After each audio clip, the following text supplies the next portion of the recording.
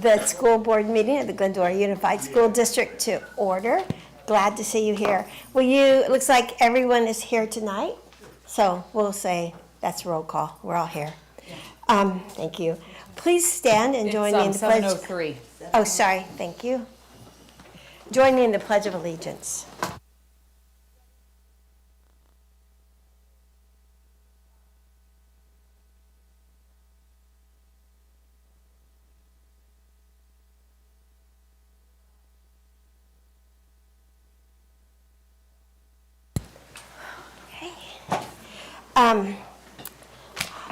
There was no reportable action taken in our closed session this evening. May I please have a motion to adopt the agenda? So moved.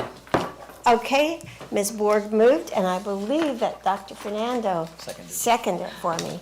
I heard you thinking it. Yes. Thank you. All in favor? Aye. Okay, the agenda is adopted as presented.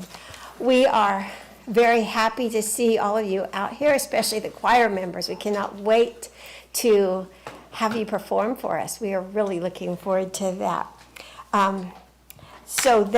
We'll start there. Dr. De Leon, do you want to introduce the choir? Yes, I'm so excited.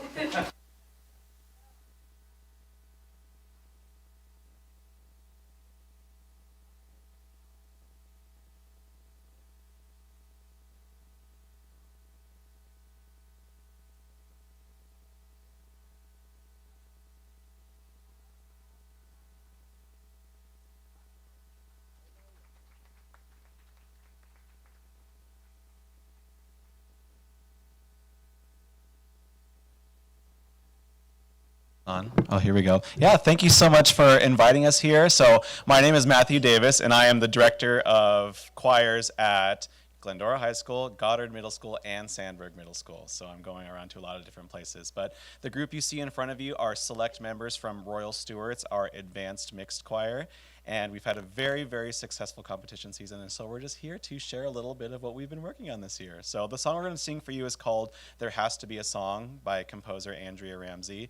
And the song talks about how despite all of the trials and troubles that we go through in our daily lives, there always has to be music, there always has to be singing. And I chose this song specifically because last year, we don't talk about last year, so let's just pretend like it doesn't exist. But last year we weren't able to do what it is that we love to do, which is sing, dance, perform, make music together. We weren't able to do that last year, so this is our big, celebration anthem to finally being able to do what it is that we love to do. So without further ado, There Has to Be a Song by Andrea Ramsey.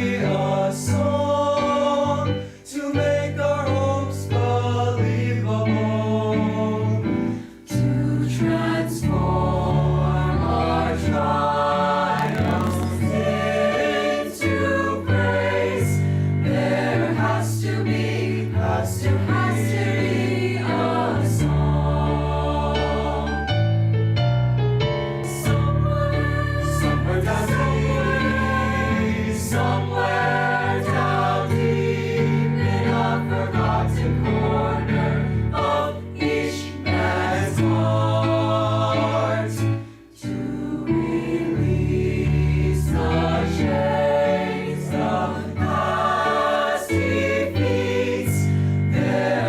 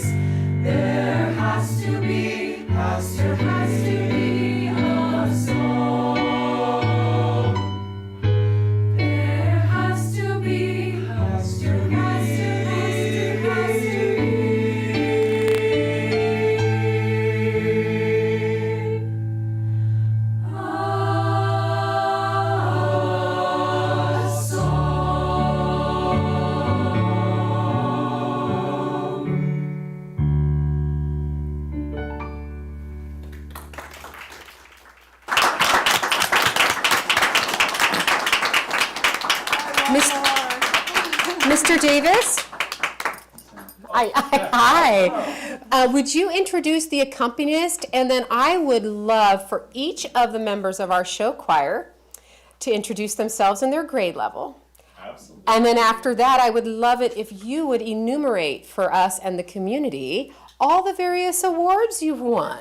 Because I think everyone just needs to hear about this list of accomplishments. So, I would love that too. All right. So, our wonderful, wonderful accompanist on the keyboard is Mrs. Ashley Ng, and she is just like me. This is also her first year in Glendora, and she's been doing a wonderful, wonderful job.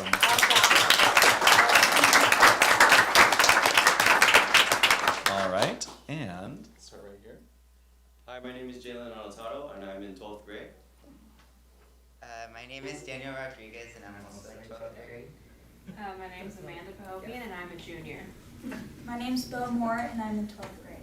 My name is Claire Liu, and I'm a junior. My name is Sophia Ortega, and I'm in 12th grade. My name is Nadia Bashir, and I'm a junior. My name is Rebecca Thomas, and I'm a senior. My name is Madeline Dennison, and I'm a junior. My name is Lydia Webb, and I'm a junior. My name is Kayla Landers, and I'm a senior. My name is Sydney Salvador, and I'm a senior. My name is Gavin Garcia, and I am a junior. I am Micah Martin, and I am a senior. wonderful. Yay! All right, so as part of being in show choir, we compete in various show choir competitions throughout Southern California. Royal Stewards competed in 3 competitions this season, and Silhouettes, our intermediate treble choir, competed in 3 competitions. So Royal Stewards had a very successful competition season. So our first competition was at Chaparral High School, where they placed 2nd place. We're very proud of them. Our second competition was at Hart High School, where both Stewards and Silhouettes competed, and Silhouettes took 1st place in the intermediate treble division, taking Best Showmanship and Best Musicianship.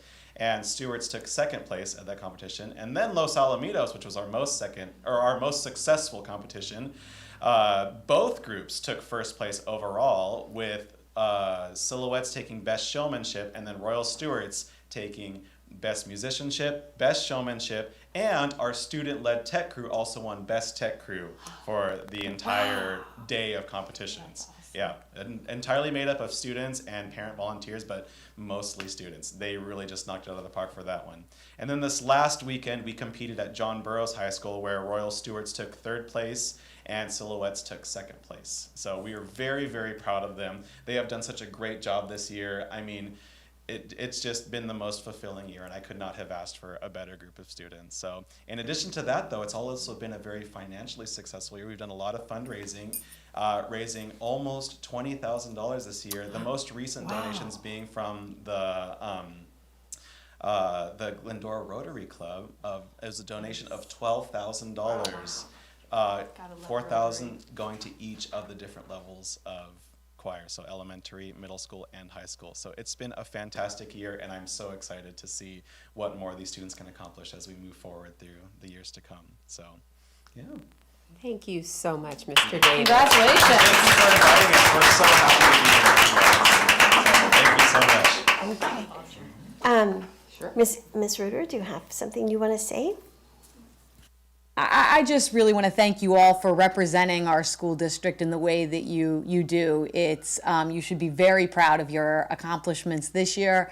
We're proud of you. We're proud of all the individuals at all the different levels. I hope you have a bench, because there were a lot of seniors that mentioned that they'll be going here at the end of the year. So juniors, you're really going to have to step up, and hopefully there are some freshmen and sophomores that are ready to go. But it's clear how devoted you all are to this program, and we're thrilled to support. And I'm thrilled to hear that there are community organizations and members that are supporting as well. So if there's anything else that you'd like to say about your fundraising, if there's anything else that you need, now is certainly the time to say it on that microphone where people may be watching and interested to hear. If you don't ask for it, go for it.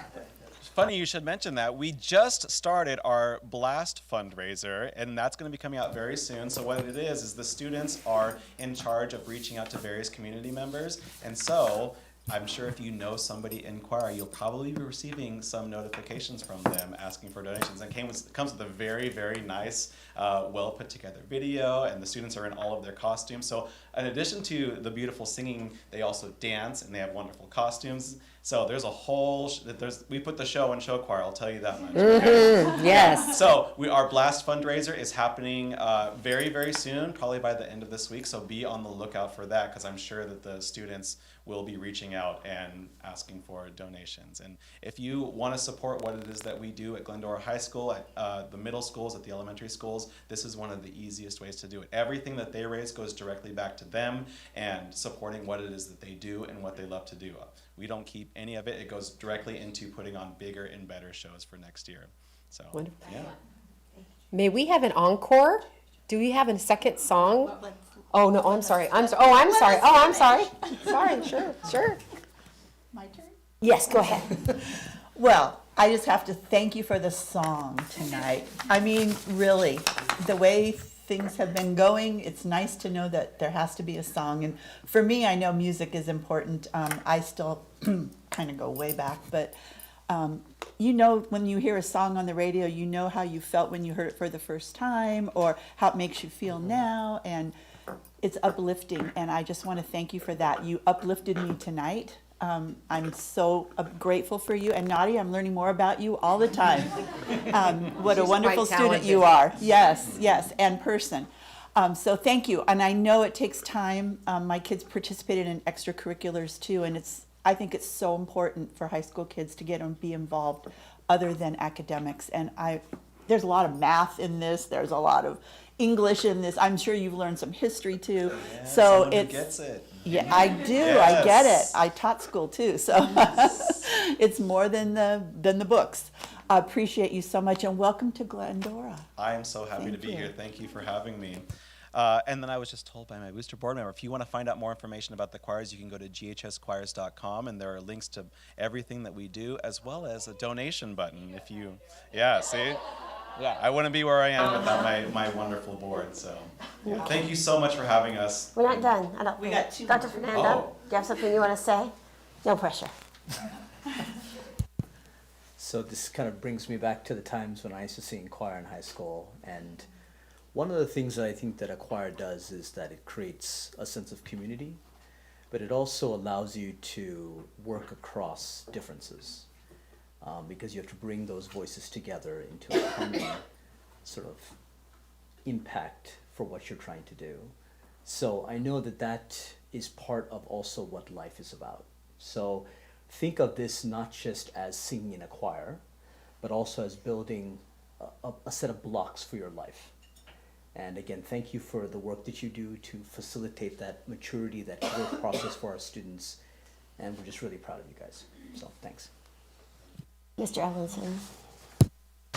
I'll just add congratulations on all of the accolades and awards that you've won. You sounded wonderful. It's great to see all of you here in person. Thank you for visiting us and singing for us.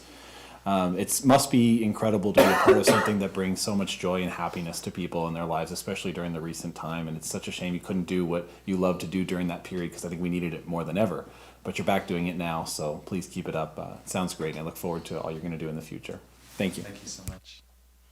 And I have to say, Mrs. Zing, thank you so much. I don't play the piano. My daughter does. 5 kids actually took lessons. 1 it stuck. But just watching you, I can tell that you are excellent. I appreciate that so much. And Choir, thank you. I could not carry a tune if someone paid me. I have other talents. Singing is not one of them. But I love music. My husband has a beautiful tenor voice. So when I hear you sing, it just touches my heart and makes me happy. So thank you so much for sharing your talent with us this evening. Now, Dr. De Leon asked if you have an encore. Do you have anything prepared that you can just whip out? The best one. I don't know if we have a big enough group for that. Our time is now. Our time is now. I don't want to do Valentine's.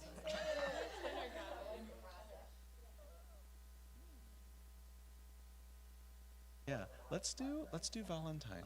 I think Valentine would be the best one. So I know we don't have Danny, but we're just gonna go on like baby.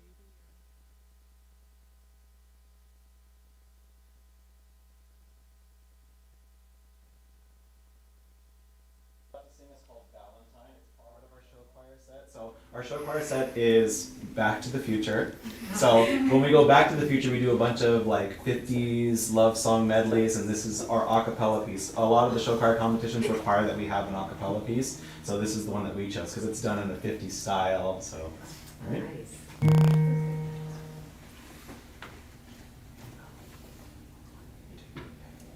Bum bum ba bum bum ba bum bum ba bum bum ba bum bum ba bum bum ba bum bum ba bum bum ba bum. My funny Valentine, I know what's on your mind, and I know that you cry sometimes. Baby, it's all in your head. Do you remember what I said when we sat there on your bed? I'm never gonna tell you lies. I'll always stand by your side. So when you're gonna realize, I'm never gonna say goodbye.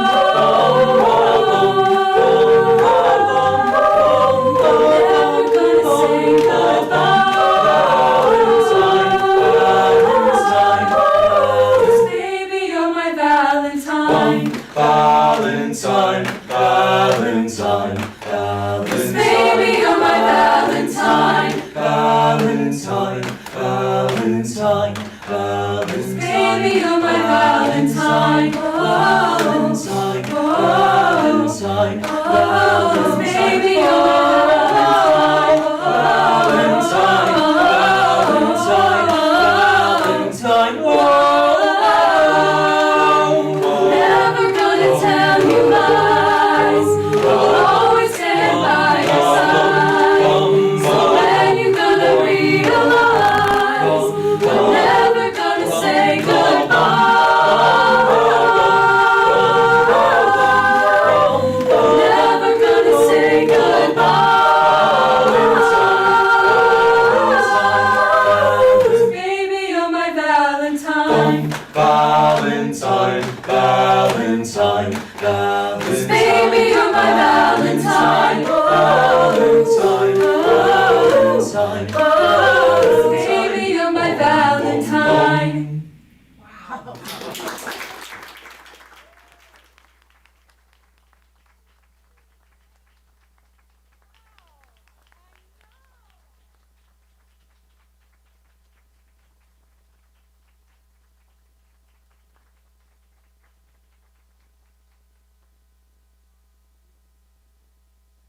I'm about to cry. Kendall, did you enjoy that? That was my husband. He's watching. Sure. Oh, that was just so amazing. Sometimes I tell you when I hear people sing, I kind of look at the top of their head to see how they figure out how to get that music. Does it flow out that right note? But thank you so much. That was amazing. And I don't know how you can sing and keep beat at the same time. Anyway. Lots of practice. Good to know. Good to know. Thank you so much. Thank you. We appreciate that. So, thank you. Again. Yes. Could we skip the rest of the meeting? Just keep having more. A concert. I'm all for that. You gonna take a vote? A few business things, but thank you again. We appreciate it. Thank you. We're so glad to be here. Thank you for having us. Thank you for coming tonight. Yes. Every week, every month, whatever. And you all can feel free to not wait through the whole board meeting if you Or you can. Or you can stay. But if you need to leave, we know you have homework, so. But Nadia, we're keeping you. Yeah, Nadia gets to stay. She's so good. Okay. Well, let's strike this in. Right. Thank you so much. Thank you. Oh, that's right.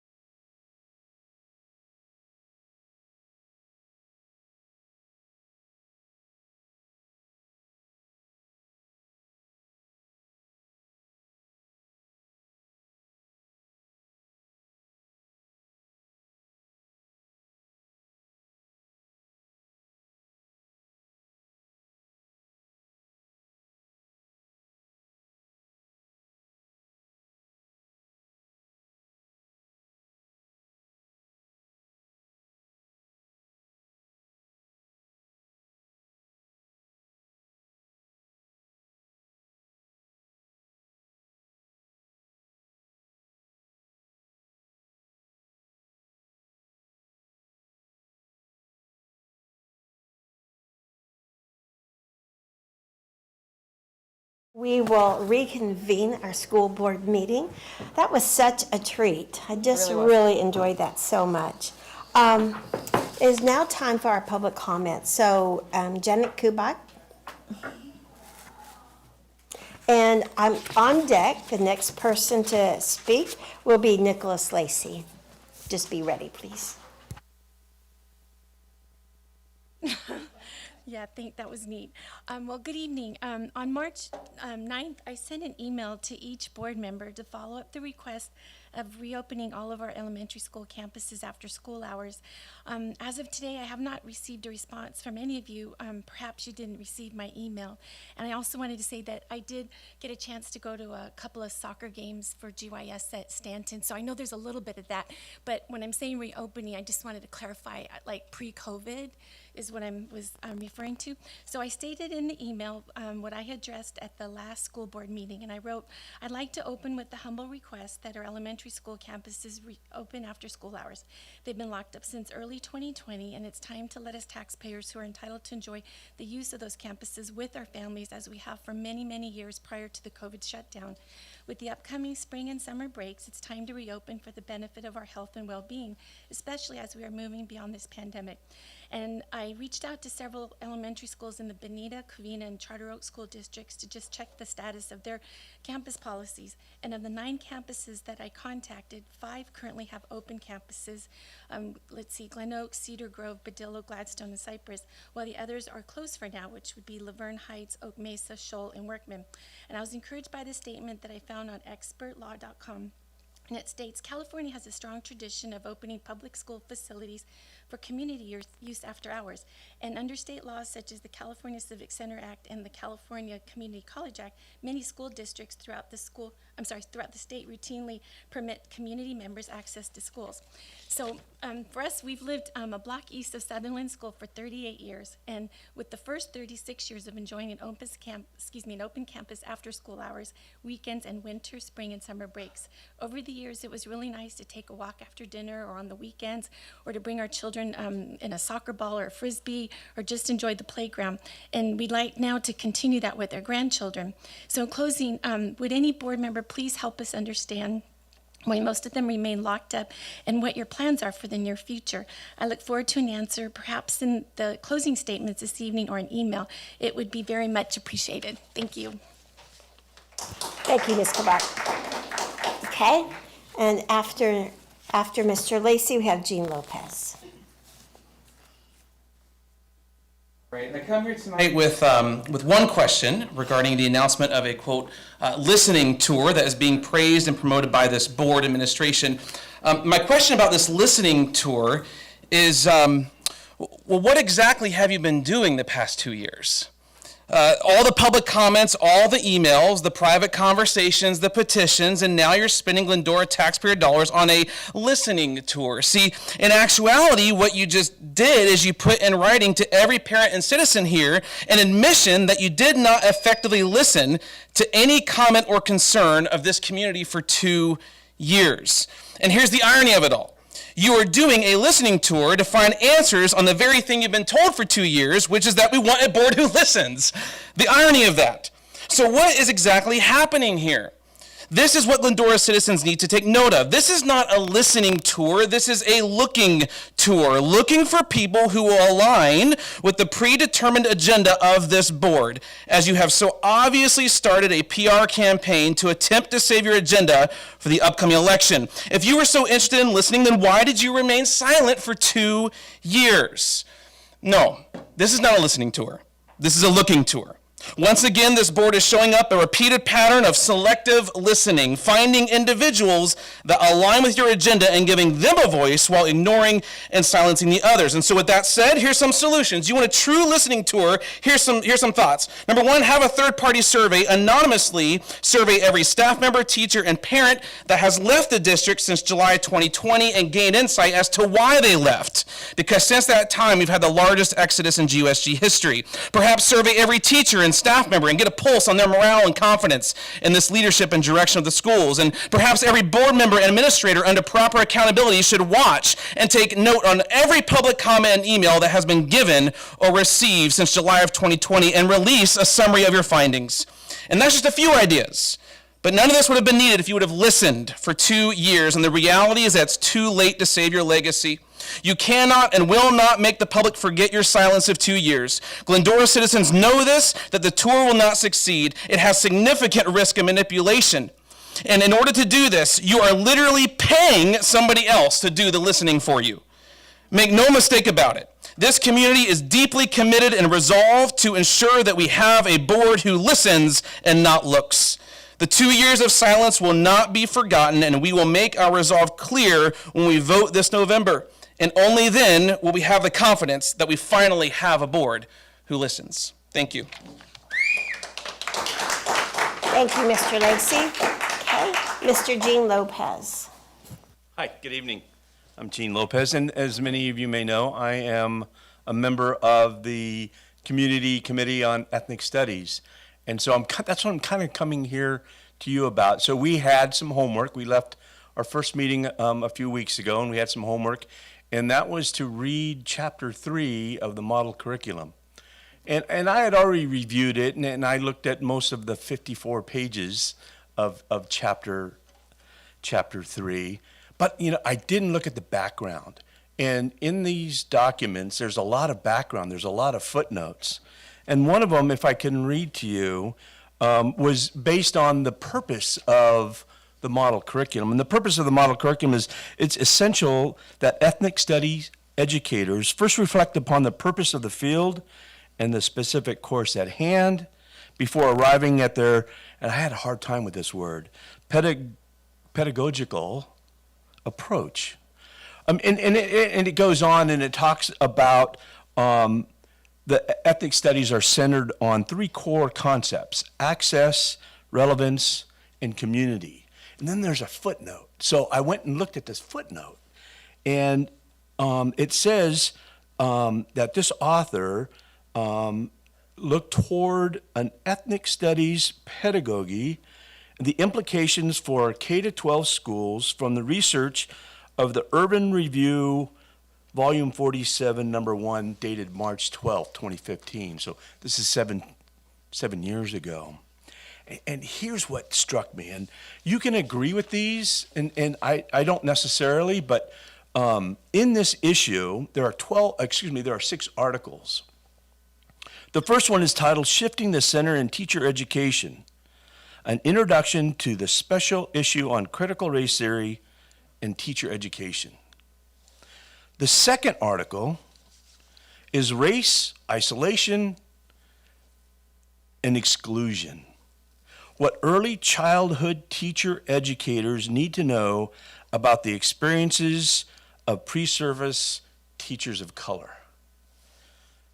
The third article is Teacher Education and Funding, and the Enduring Significance of False Empathy. I don't know what that would be. I mean, if you're going to be empathetic.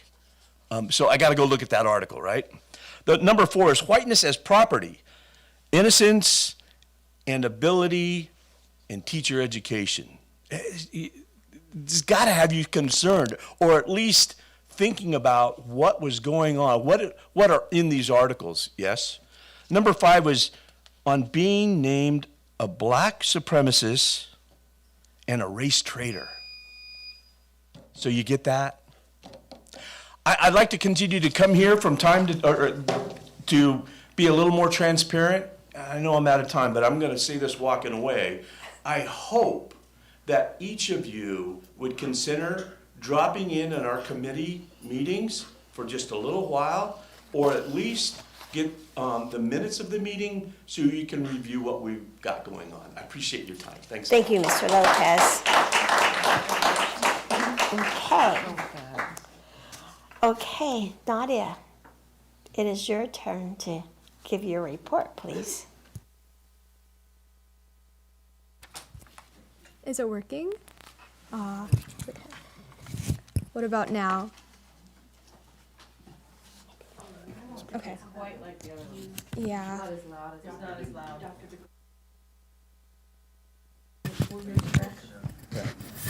That mic's a little better.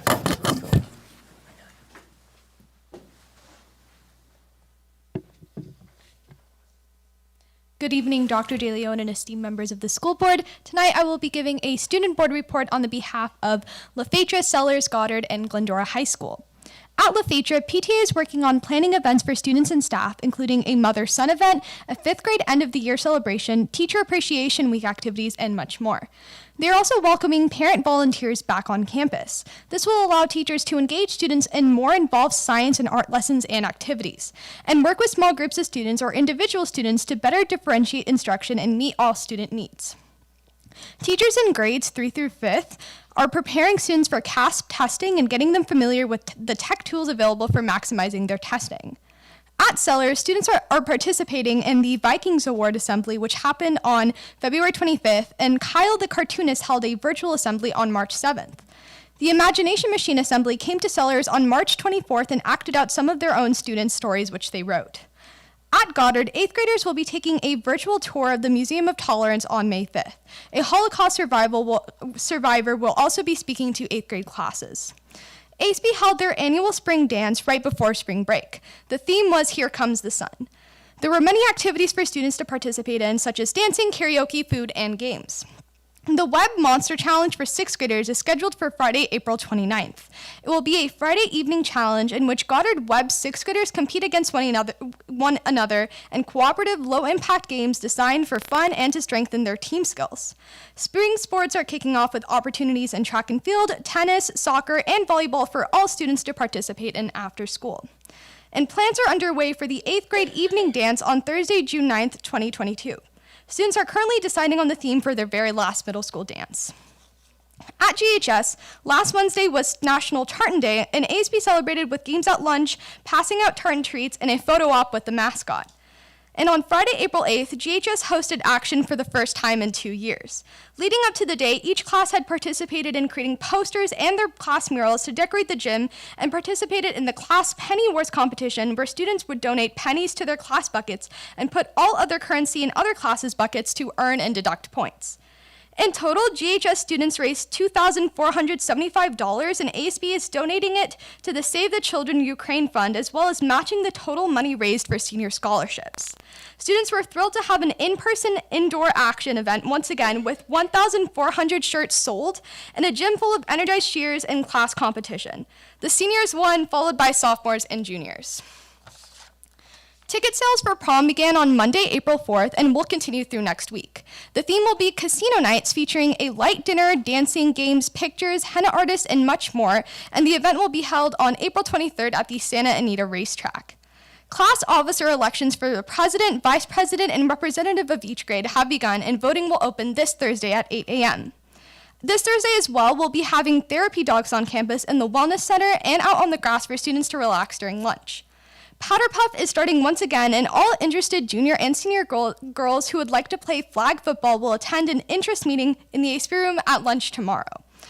The GHS track and field team recently competed at the Arcadia Invitational. Congratulations to Maya Shinnick for winning the girls' 400-meter dash and to Kennedy Johnson for taking 4th place overall at the girls' Invitational triple jump. And as mentioned before, congratulations to the Glendora Show Choirs for their recent wins at the John Burroughs competition. Silhouettes placed second in the intermediate treble division, and Royal Stewarts placed third out of 7 choirs in the advanced mixed division. And stay tuned for a spring concert coming up on May 14th, where each choir will showcase their competition set as well as a medley of more songs. And auditions to be a part of either choir will be this Thursday after school in room 10 for all students of any interest or skill level who want to participate in an award-winning show choir. Band and pageantry recently competed at the Highland Games Pipe Band Competition in Las Vegas over the weekend and took first place. And play auditions for Almost Maine, a play about falling in love, take place tomorrow in the Little Theater after school, and all students are welcome to audition. Thank you. Thank you, Nadia. Are there any questions for Nadia? Okay, then let's see. It's time for comments from members of the Board of Education. Mrs. Reuter, do you want to start? Yes, thank you. Hold on, I need to get my little photograph here. I hope first off that all students and their family and all of our employees were able to enjoy some form or function of spring break. I was getting emails from certain employees, which made me think that they didn't take full advantage of their spring break. And I just hope that everybody found some way to refresh and recharge their battery as we get into the final run here. I know a lot of the high school kids are starting their AP reviews maybe this weekend. Like, we're in the home stretch at this point in time. So I hope everybody took some time to refresh, employees especially, very much. And that we all focus on the next couple of weeks. It's hard to believe that this, where we are in this school year. As a parent, I received on Friday, I think it is, that it came out this week, the Parent Square email that mentioned community engagement and the local accountability, the local control accountability plan survey. There was a link to complete the LCAP community engagement survey. That's something that is done. Is it every year we send out an LCAP survey? Yes. Okay, thank you. I wasn't sure where in the cycle that all happened, but it's really important, and I want to encourage everyone to participate in that survey. I'd also like to request that maybe it gets linked in future. What's the due date on that survey? Do you know?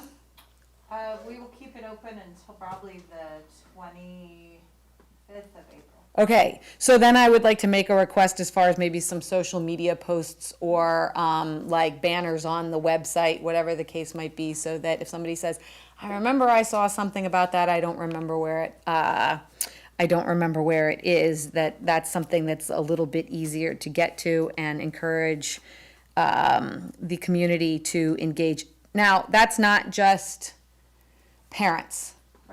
Anybody in the community is free to engage in that survey. Great. So that's perfect to have it go out on the socials that way, because then it's not a problem as far as who engages. That's my request there. And in regards to Mr. Lopez's comments about board members coming to the community meeting, you had also talked about sort of maybe timely updates, whatever that time was, as far as the different groups are concerned, not just the community group, but the teacher group, et cetera, et cetera. So I'd appreciate sometime in the next meeting or so what sort of timeline you might have as far as those feedback to the board is concerned as well. Just as an update for everyone as far as how that process goes. I appreciate that community group has gotten started and like to hear the feedback. It would be great to get sort of executive summaries that way also as appropriate. I hope that Dr. Fernando in his comments tonight shares the exciting relay race that transpired at the track meet. Thank you, but that's all I have. Ms. Board. Thank you. Couple of things just to let you know what's been going on. I serve on the PTA committee as a representative to the board, and I attended that meeting last week, and they shared the reflections similar to what we saw at the last board meeting. That was a big piece of it, so I won't go into much more about that. But I wanted to share with the public that we also hear from the library when at that meeting. We also hear from the recreation department. They come to that PTA council meeting as well. And I have two little items here that parents might be interested in, because I don't know if you all know, and I'm holding this up, hopefully it gets on the video, but one of them is to start your research here. So it's the research, and if there's a QR code on the back of it, and these are well laminated, and there's a little chain provided so it can go on a backpack. This gets you into the Glendora Public Library and goes straight to research materials, so you don't have to go through the website and maybe look for wherever it is. And this one is about homework help now, and it's the same process. It has the QR code on the back, so you don't have to open up the library website. And my understanding from the librarian that was there is that these were handed out at the teacher in service October, maybe, when was the last one? February.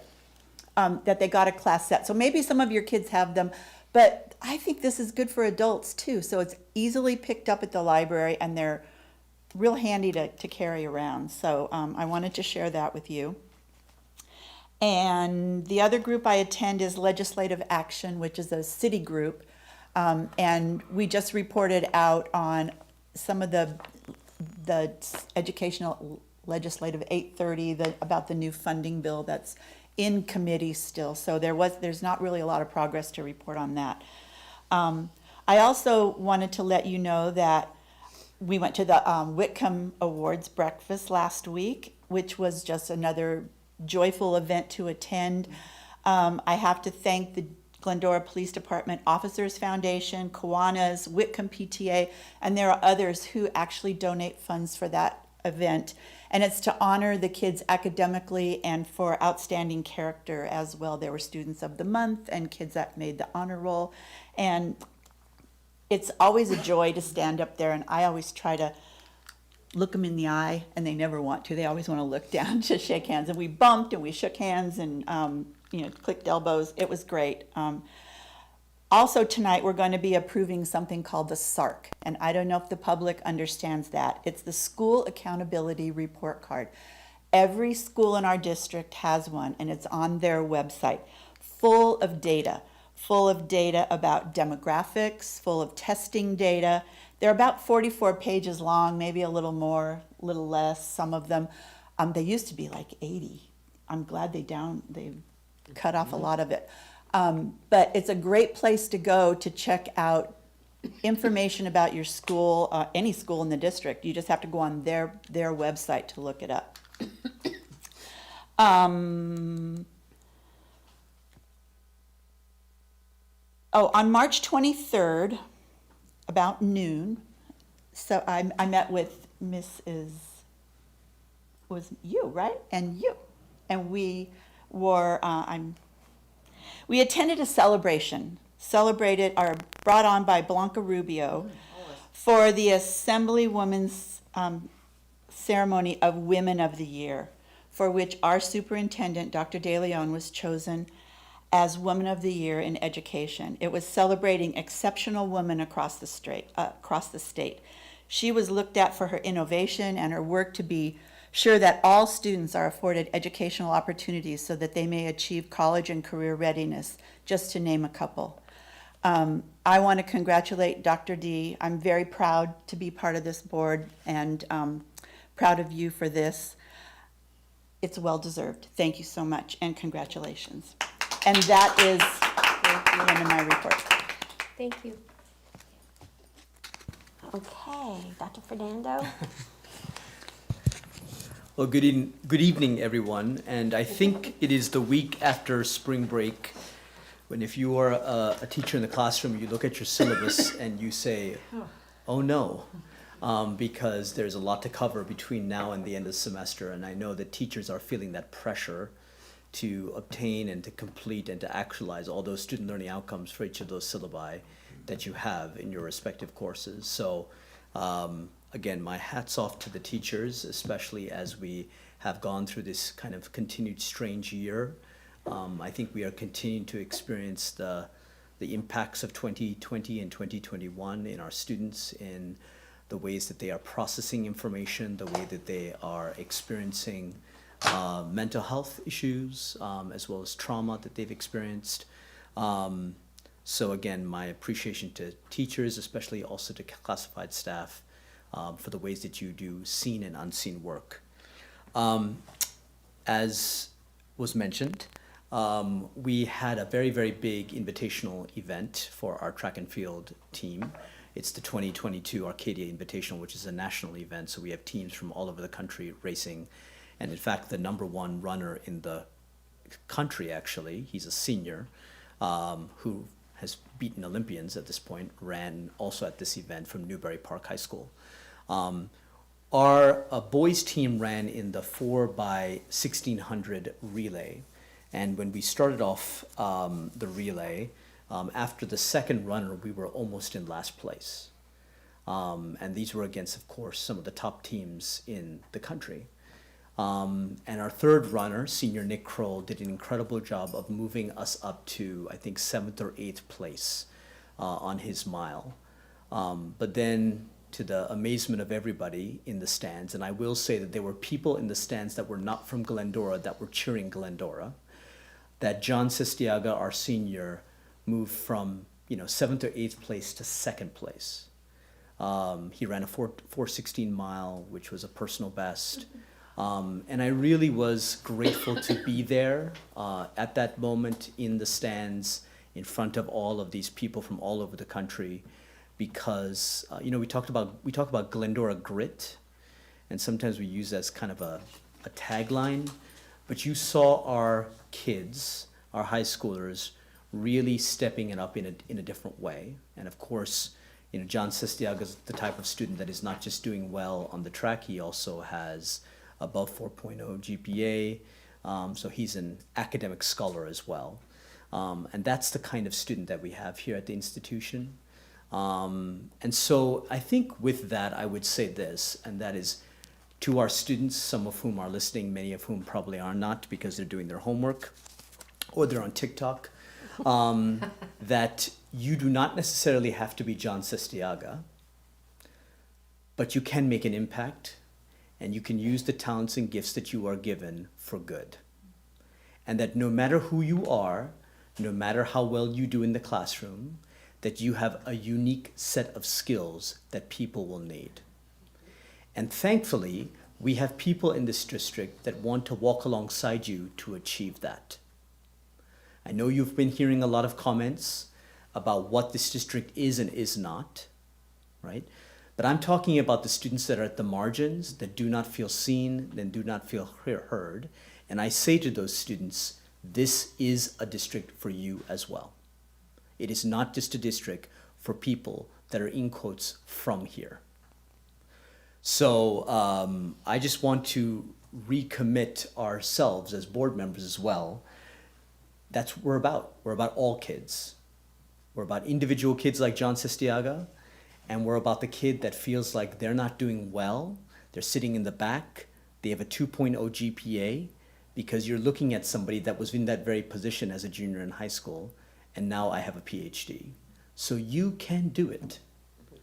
And I know during this time that there's a feeling that only certain kids will make it, and I just want to reiterate to our students, classified staff, let's ensure ourselves as we work with our students that we are not limiting the capacities of somebody who might be set up for real success, whatever that success may be. So with that, I'll pass my time. Good job. Thank you very much, Dr. Fernando. Mr. Ellenson?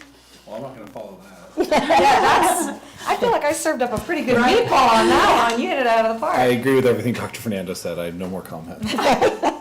Crash. Okay, mine are much lighter than that. I just wanted to go along with what Ms. Borg was saying about the recognition brunch. We cannot forget the Glendora Teachers Association. They donate the gift cards. Oh, thank you. Yeah, because each child, I think it's $10 gift card, and they donate that. To In-N-Out. Yeah, To In-N-Out, of course. And also about PTA, that we are so blessed on our council. I was council president, 10, 15 years ago, and I would attend, we are in 1st District, which is Los Angeles, a very large area. And the other presidents had to kind of prepare gifts to get people to come. And I'm like, we have the police chief, we have the librarian, we just have everybody is represented at the council meeting. So we are very, very blessed with that. Also, I wanted to announce that Glendora Community Coordinating Council Youth Recognition Award was given to Ruby Delgado. She's an 8th grader at Sandburg. And I think it was Valley View Park, that she has been volunteering there. She started going there when she was a little girl and began helping. She teaches art classes and different things to little kids up through seniors, and she helps and sets up. So congratulations to her. That's the end of my remarks. We'll now move on to our superintendent report. Dr. De Leon. Thank you, Trustee Merkley, members of the board and community, and our wonderful GUSD staff. As throughout the entire pandemic, the Association of California School Administrators has been instrumental in really working as closely as possible to give our input on behalf of our families to the state and advocating for the best possible results throughout the pandemic for our students, advocating for the ability to be able to come back early when we did, all of those things. The Association of California School Administrators and Superintendents were at the table really pushing on that. So I am very happy to continue to that kind of legislative action, and was very thrilled to participate with our Assistant Superintendent of Business Services, Tracy Vicar, at the latest AXA legislative action meetings or days. We have those annually. We had them more often during the pandemic because we had a lot more concerns, obviously.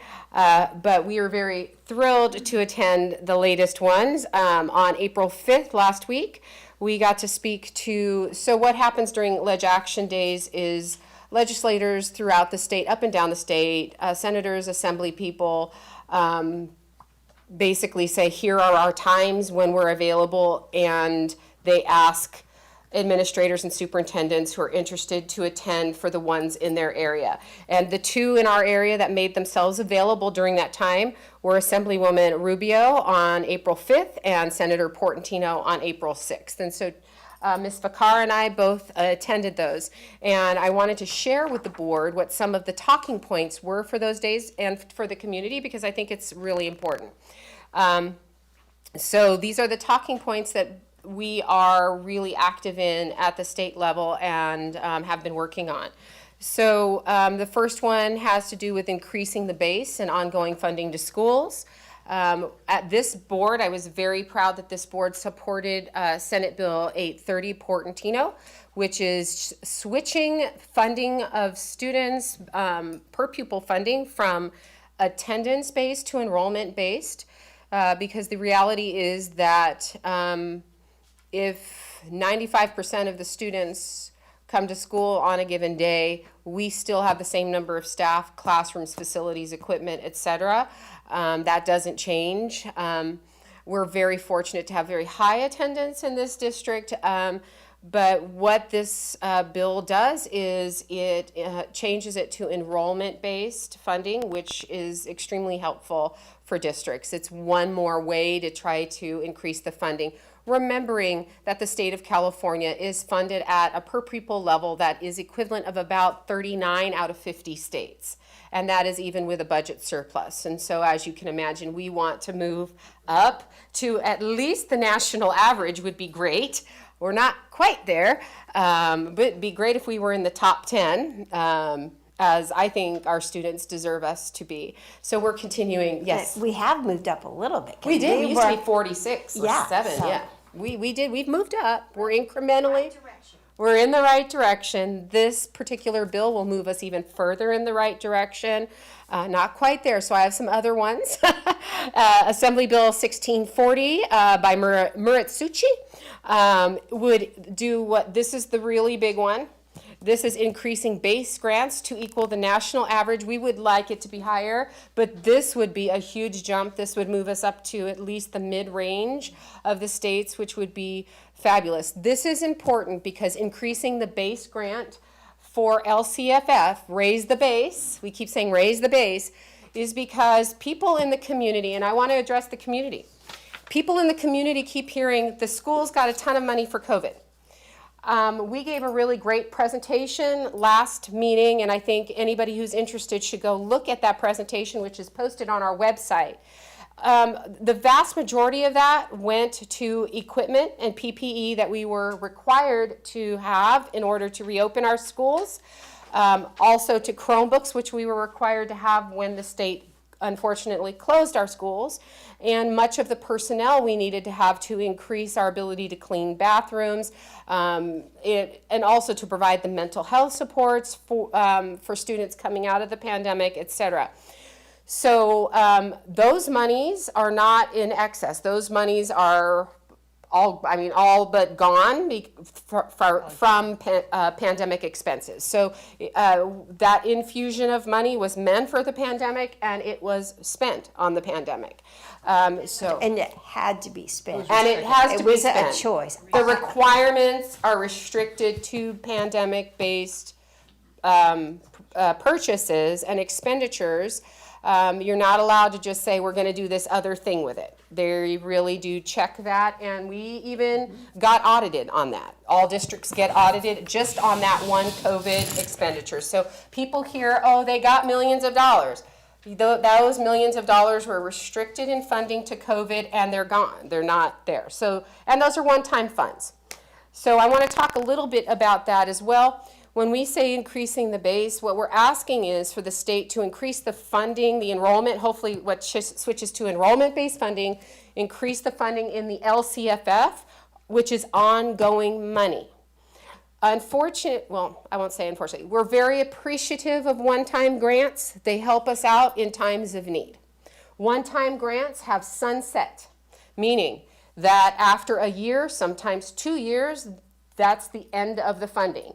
You cannot staff based on one-time monies because employees continue on. So it's challenging because we have many, many needs from the pandemic, but we understand that those monies are sunsetting. And so more money in the base would be money that we could use to increase staff and keep staff. We are seeing that our additional, for example, student support specialists are, I think at last check, you can correct me if I'm wrong, I think that 12,000 different contacts with students, counselors, and student support specialists. Mr. Osborne, our Director of Student and Support Services in the back, coordinates their work. That we are now trying to carve out money in our regular general fund budget so that they can continue that good work after the one-time money's sunset.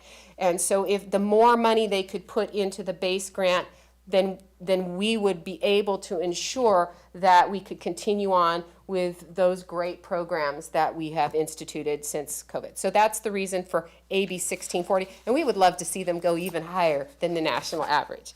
So anyway, we also had a really great conversation about post-pandemic impact relief. We are post-pandemic, but the needs have not stopped. Attendance in many districts is down. Ours has gone almost all the way back up again. A lot of districts it's not. We have a lot of people who are staying home. They're still fearful in a lot of districts, and attendance is down. And so the request on that is to continue to hold districts harmless so there's no cliff post-pandemic. So to fund us at the 2019-20 level. We are asking to broaden the flexibility for independent study. Independent study is something that has been important during the pandemic or coming out of the pandemic because, again, we had many families that for their whatever reasons, whether it was fear of going back to school with COVID, and maybe they had folks who were immunodeficient in the home. It could be that they didn't agree with the vaccines and didn't feel comfortable getting their children vaccinated, and so they wanted them in independent study. All of those things. Number one, independent study doesn't work well for every child. But the restrictions on independent study are so stringent that it really is not even a flexible program to really try to help all the people we're trying to help with the program. Our independent study program is called GOAL.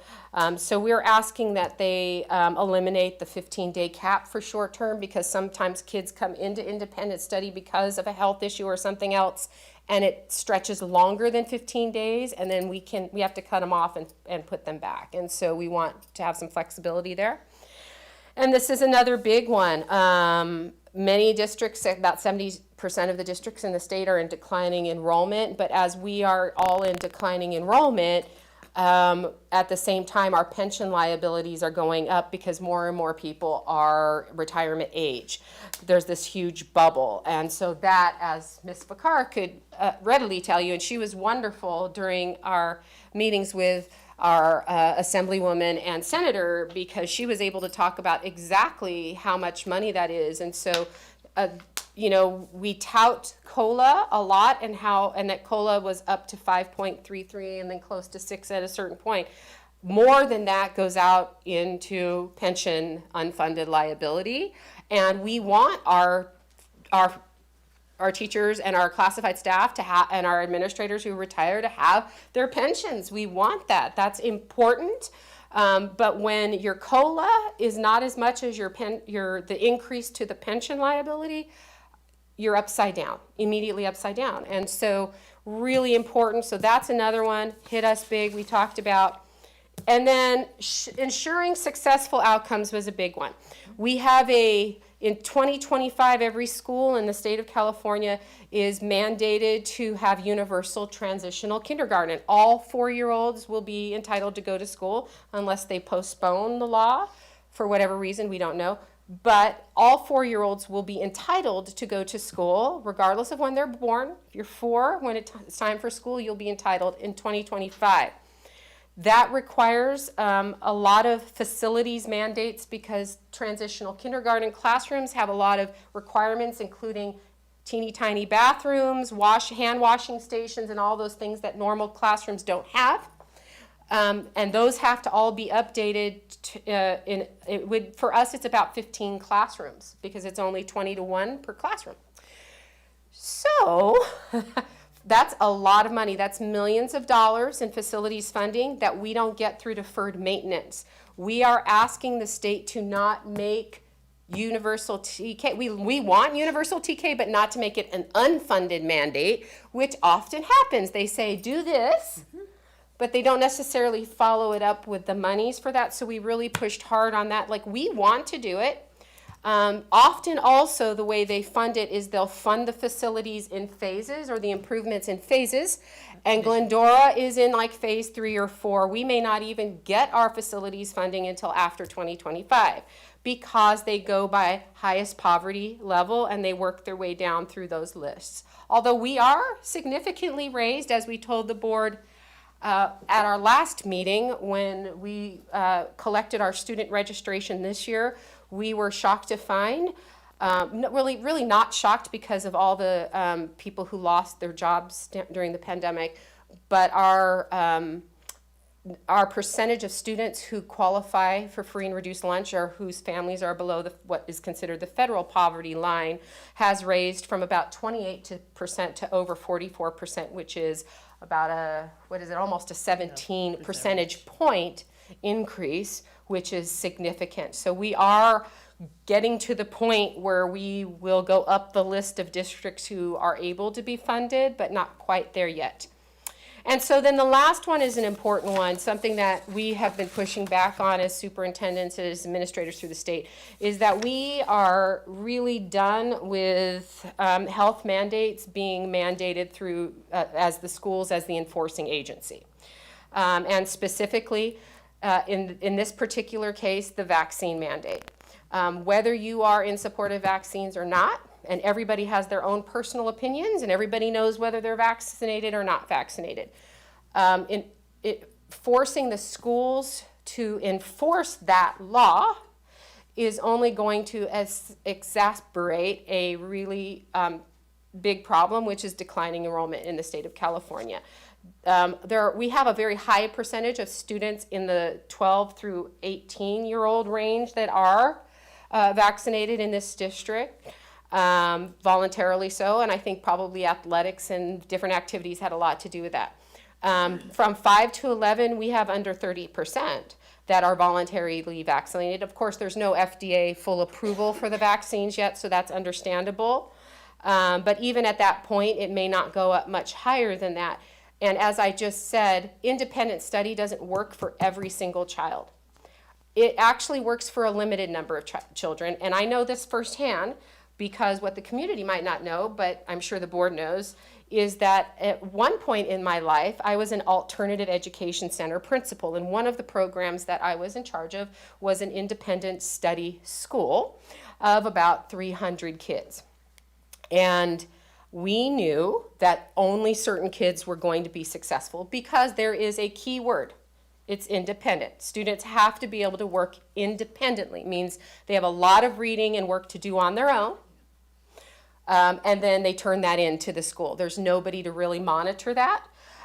So it doesn't work that well for most kids. And the only option in the way the law, SB 277 PAN reads, is that if you are not vaccinated and you by a certain time, you can go to a virtual independent study school. That's not going to work. We want our kids in our classrooms. So we are pushing back on that as a state of school administrators, saying, please not have us as the agency, find options.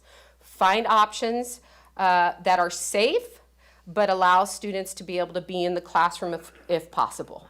There's a myriad of different options that can be found to give our family options. And so we are actually, while everybody has a different opinion about vaccines, and a lot of people are in support of universal vaccines, a lot of people aren't. I am in support of students in our seats and in our classrooms. I want the students here in Glendora Unified and to be able to teach them. So what we're asking is that the state find another way, give us some options so that we can work with families who choose not to vaccinate our children. So we're pushing back very, very hard on the state, just like we pushed back on school closures and all the other things. And so I wanted to bring the board up to date on that. And I have to tell you that the people we spoke to, Senator Portantino in particular, really, really listened to us when we said that, because they know that most districts are in significant declining enrollment. It's not a Glendora Unified issue, it's a 70% of school districts issue. So we know that, and this won't help it because kids will go elsewhere. We know very much that we get inspected all the time with sanctions if we don't pass. Tracy will tell you, been inspected half a dozen times since she's been here. Other schools don't, and then other states have different mandates, so we're just going to lose kids. And so the administrators in the state of California are asking for options in this to push back on it. Like, can we have somebody else enforce this and or give us options? So just wanted to let you know that. We had that great conversation, and they listened to us. They understood that losing hundreds of kids because of vaccines is not, it doesn't help the kids either. We want them in our schools. And then, Dr. yes, De Leon, sure, just sure. some data for the board Sure, to be aware sure. of, because this data is available at the public health website in LA County. For Glendora Unified, for 12 to 18-year-olds, the percentage of 12 to 18-year-olds that are fully vaccinated is 81%. And then for 5 to 11 ages, those that have been fully vaccinated is 47.9%. And then for those individuals that are 12 to 18 that have received an additional dose, that's at 32.8%. So fully vaccinated is just the 2 shots? Mm-hmm. Yes. Okay. Yeah. So for 12 to 18, 2 shots, we have 81% of our 12 to 18-year-olds that are vaccinated. Boosted is 32.8. okay. So just to provide that data. Sorry. So what we're hearing from our district nurse is of the students that are registered, who have registered their vaccinations and that we have checked on, it's about just a little bit less than 30%. So we definitely need to, it could be other schools as well that of kids that live It's here. community broad. It's Glendora. The whole, not the Glendora Unified School District. Yeah, so within our walls, it's a little less than that. It's good to know that in the community it's 47, but yeah. So in any case, either way, it's not enough. And we definitely don't want to lose all of those kids here, so anyway. But I do agree, I mean, they're making good strides towards it, but it's not in a high enough number yet. I'm extremely worried about that. So anyway, and then the last thing is I do want to celebrate our goal teachers and goal families. Each of our goal families, or almost all of them, all donated an Easter basket that they decorated themselves, wrote handwritten notes, and they collected 85 baskets for Shepherd's Pantry. And they were unique and creative, and I just want to thank all of our wonderful goal staff for taking that on and getting that project together and working with our families. And to all of our families, thank you for donating those wonderful baskets. And that concludes my report for tonight. Thank you. Does anyone have any questions for Dr. DeLeon? Okay. I know I gave you a lot of information, but it's a lot. There's a lot of legislation out there right now. Thank you very much. Okay, move on to our staff presentations. And this is the CDE College Career Readiness Indicator with GHS WAS update presented by Dr. Kelson. Thank you, Dr. DeLeon, Board of Trustees, colleagues, and esteemed community. I am presenting this evening with Mr. Eric Bondurant, who is joining us on behalf of the GHS administration. So our objective this evening is to talk with you a little bit about the College and Career Indicator as it aligns with the California Department of Education's College and Career Indicator, as it aligns with the district's first goal on student achievement and strategic initiative 2, which is ensuring basically that students have the skills they need due to the equitable distribution of resources, fiscal, human, and time. So with that objective in mind, a brief overview. This graphic with very small words and lots of information on a slide is not intended to be read. It is merely to orient the trustees representing our community to a couple of key visuals. First of all, you see at the top the California School Dashboard logo, that gauge going from red to green and blue is the measure, if you will, of student performance in various categories that have been in place for quite a while. We see here on the screen one visual depiction of the College and Career Indicator specific to the level prepared, which is right now the highest level that an individual student or group of students can score. Would you please advance to the next sample? Here's the same indicator, the College and Career Indicator, or CCI, depicted a slightly different way. So for the interest of explanation this evening, I'd simply like to suggest this. There are a few key ways that a student can test prepared, or at the highest level in a high school coursework and examination kind of pattern. One is related to the Smarter Balanced Assessment, a high score in English or math. And you see on this chart, that would be the orange band, which is the SBAC or Smarter Balanced Assessment. You can notice there that the career technical education pathway completion is significant. The completion of some early college courses, the passing of 2 or more AP exams, a state seal of biliteracy, and some Smarter Balanced Assessment scores. And in districts where there is a military science course, such as ROTC, students can also show their preparedness with that and some other Smarter Balanced scores. So if you filter it all down, those measures or the completion of the University of California's A to G requirements that are beyond high school graduation requirements, helping students demonstrate that they are ready for the academic rigors of a community college, or university. It, of course, aligns with what an employer would expect on the career side as well. So with that said, Mr. Bondurant is going to take over and talk with us a little bit as we remind the community and the board about the College and Career Indicator, some of how our students at Glendora High School have done. Mr. Bondurant. Thank you, Dr. Kelson. The following data that we have is from our 2019 class. The first thing we're going to look at are our subgroups. Students who identify as Filipino, 81.5% of them were identified as prepared. 80% 0.6% of our Asian population is identified as prepared. Those who identify with 2 or more ethnic backgrounds, 80% of those were identified as prepared. Our students who identify as white are 61.5% were identified as prepared. And then 57.4% of our Hispanic Latino students were identified as prepared.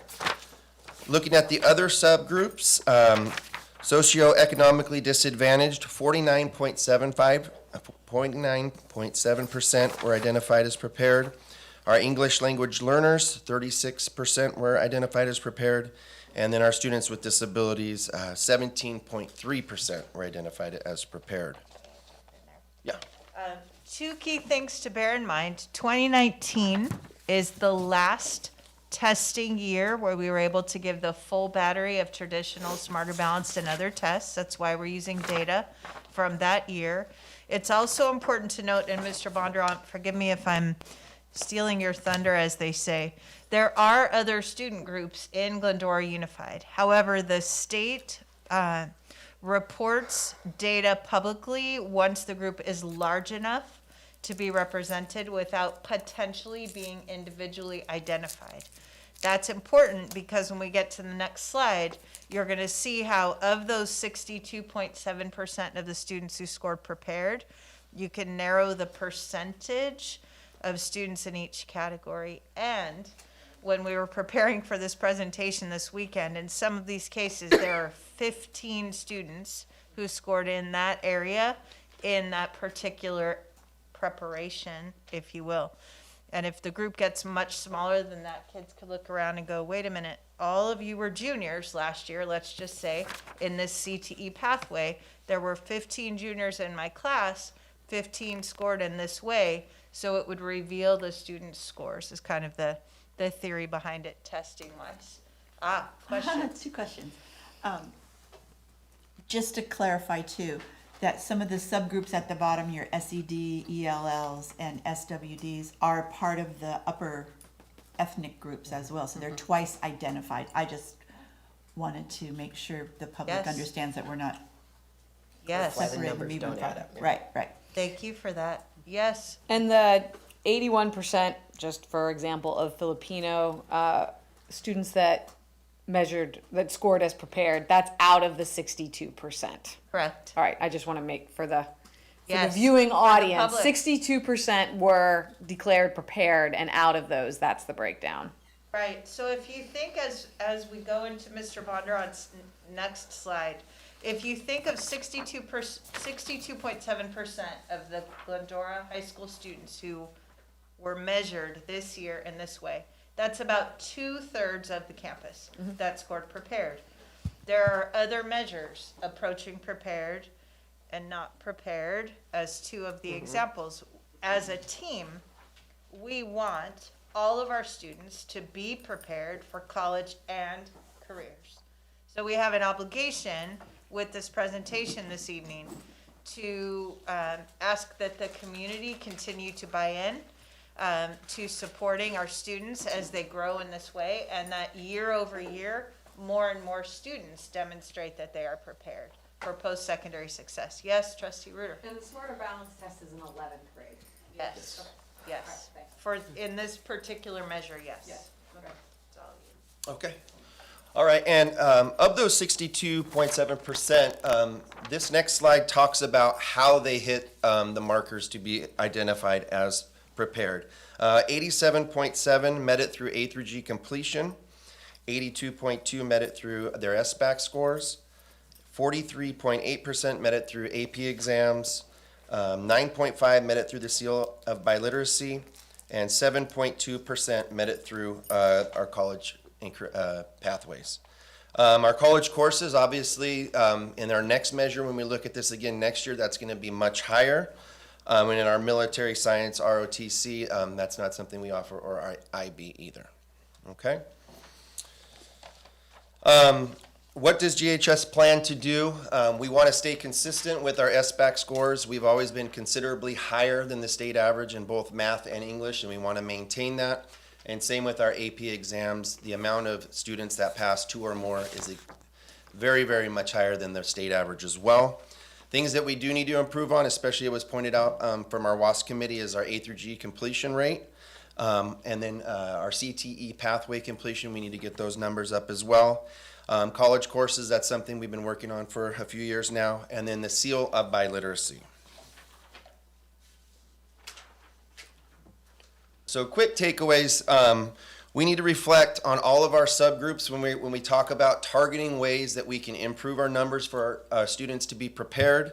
Looking at all the subgroups and the different routes. We have 7 different routes that our students can be identified as prepared, and we really need to be strategic when we look at the ways that we can get our students to there.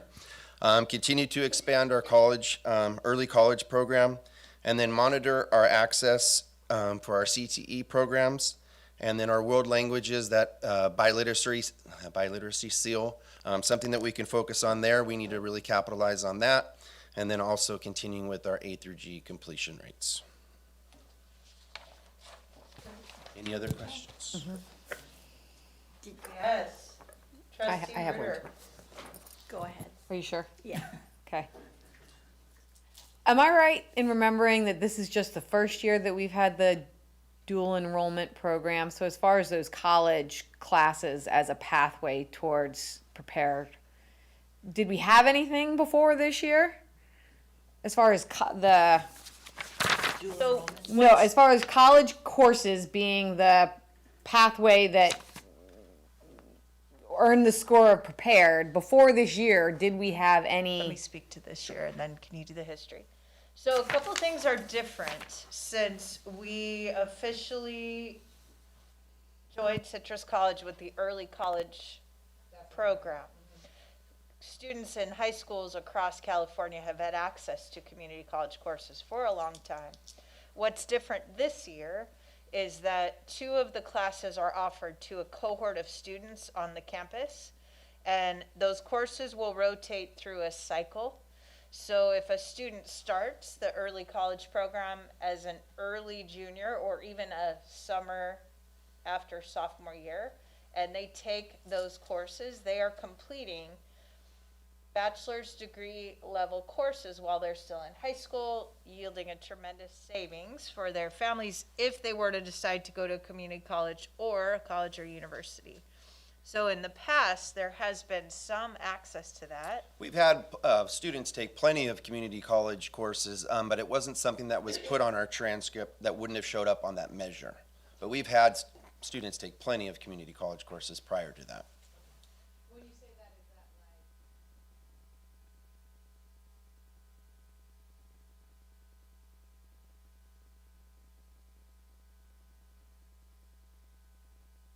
Sure, yeah.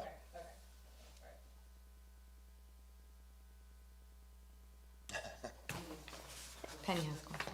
Oh, Dr. Dalen, you have a question? A quick clarification for the community. I think this is really important. On the slide, not numbered, the slide that says 62% of GHS students scoring prepared met the measures in the following ways, and then it has A through G completion 87. I want the community to know that that's 87.7% of the 62. So that we're really clear about that, because there is a lot of confusion about how many students meet 8 through G, and it's of the 62, so less than that even, if that makes sense. Yes? Okay. Wanted to make sure we clarified that. Ms. Board? I didn't have a question. Dr. Fernando, do you have a question? No. Comment? Don't. Just Mr. Ellenson? Just looking at data. I appreciate the presentation, but college and career readiness indicators are an interesting way of evaluating how a district's performing in certain areas, and the data is interesting and the plan forward is interesting too. I'll just highlight the one that stands out in a lot of these. I was excited when the college and career readiness indicators included the completion of CTE pathways in a few different areas as part of that. It's helped to bridge the concept that was historically like paths or tracks that people can take toward college or college alternative. This supports the trend, positive trend in education, that it's not one or the other, that in a lot of these ways you're doing both. You'll be taking A through G courses, and you could be doing a pathway too. And your options are open to everything, depending on what you decide later. And with the push that we're doing more towards career exploration, even in the elementary school, that's going to be even more important. That students know they have options when they get to high school, and some of these metrics come into play. So it goes to what Dr. Fernando said about not defining success in one narrow way, but that success, at least from our perspective, in this district should be defined in a number of different ways and should look very different for a lot of different groups of students. And completion of career technical education pathways that lead students to high wage, high demand, high skill careers that don't necessarily require a 4-year college degree, but will almost certainly require some degree of training through some other means, has been critically important to me for almost 10 years now, as something that I'd like to see more of in this district. I think my first priority was fiscal solvency, and we're on great footing there, and our budget reserves are up, and we're not deficit spending, but we're surplus and growing and responsible in that regard. But CTE is one that I'd still like to see the needle moved on in the future. And I've served on the ROP board on behalf of the 5 of us for a while. And ROP is currently available to us. We are a member district in the San Gabriel Valley ROP that will create and run CTE programs for us as part of our pass-through obligation to them. And whatever plan we develop internally as to how we're going to incorporate the CTE pathways that we need to incorporate to address that group of students, whether it's through ROP or otherwise, I'd love to hear more about that and have a broader discussion on that, Dr. DeLeon. You know, I'm very well versed in that by virtue of what I do there, but I'd like, now that we are, I want to say post-pandemic, but I don't want to quite say that, but now that we're at this point and we're able to resume focus on some of the key elements of our educational program, my patience on we'll do CTE when is kind of expired, and I'd really like to start doing CTE now. And you know, I've learned so much in my role at the ROP as to what's out there, what's available, and I want the rest of the board to hear that as well. So in an upcoming board meeting, I'd like to have the superintendent of the San Gabriel Valley ROP, Dr. Muravito, as well as her executive director of Ed Services, Bridget Hernandez, and whoever else she deems, work together perhaps with Dr. Kelson's office on our plan forward for career technical education in Glendora Unified. I think we know what we have, the pathways that we do have, we're familiar with them. I think what would be interesting for all of us is industry information. What are the trends in the industry right now? Where are the high wage, high skill, high demand jobs? What are those industries? What are those markets? What are the CTE pathways that can get our students there? What level of training and education post-secondary would be required to achieve those careers? What do we have now and how that aligns to it, and what careers our pathways currently align to? And then what the suggestions are from your Glendora Unified team with the support of the ROP that is there to serve us.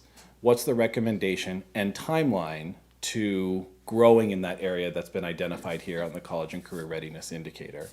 Because there's a lot, as you know, as Mrs. Vicar knows, there's a lot of interesting, as Dr. Kelson knows too, from your other districts, there's a lot of really interesting and exciting pathways out there. I appreciated the publicity of some flyers and doing some after school stuff that we did with Glendora High School that was well attended and interesting, because it's that, again, awareness and career exploration piece that will get us there. When you make kids, and I'm talking elementary level, aware of what options are, they're going to be interested in some of this stuff, because we're not just telling them there's only one way to be successful in school and after school. You're going to define success unique to who you are and to what your skills and what your talents are.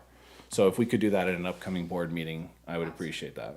We will absolutely do that. And you hit the nail on the head. And I think what also aligns very well to what Trustee Fernando said, is if you're really going to celebrate the unique talents and skills of every single student, no matter what their background is, you have to have lots of various options for students, right? And so we don't want to narrow, we want to expand. So absolutely we will have that report, because really expanding CTE, K-12 is the only way we're ever going to reach every.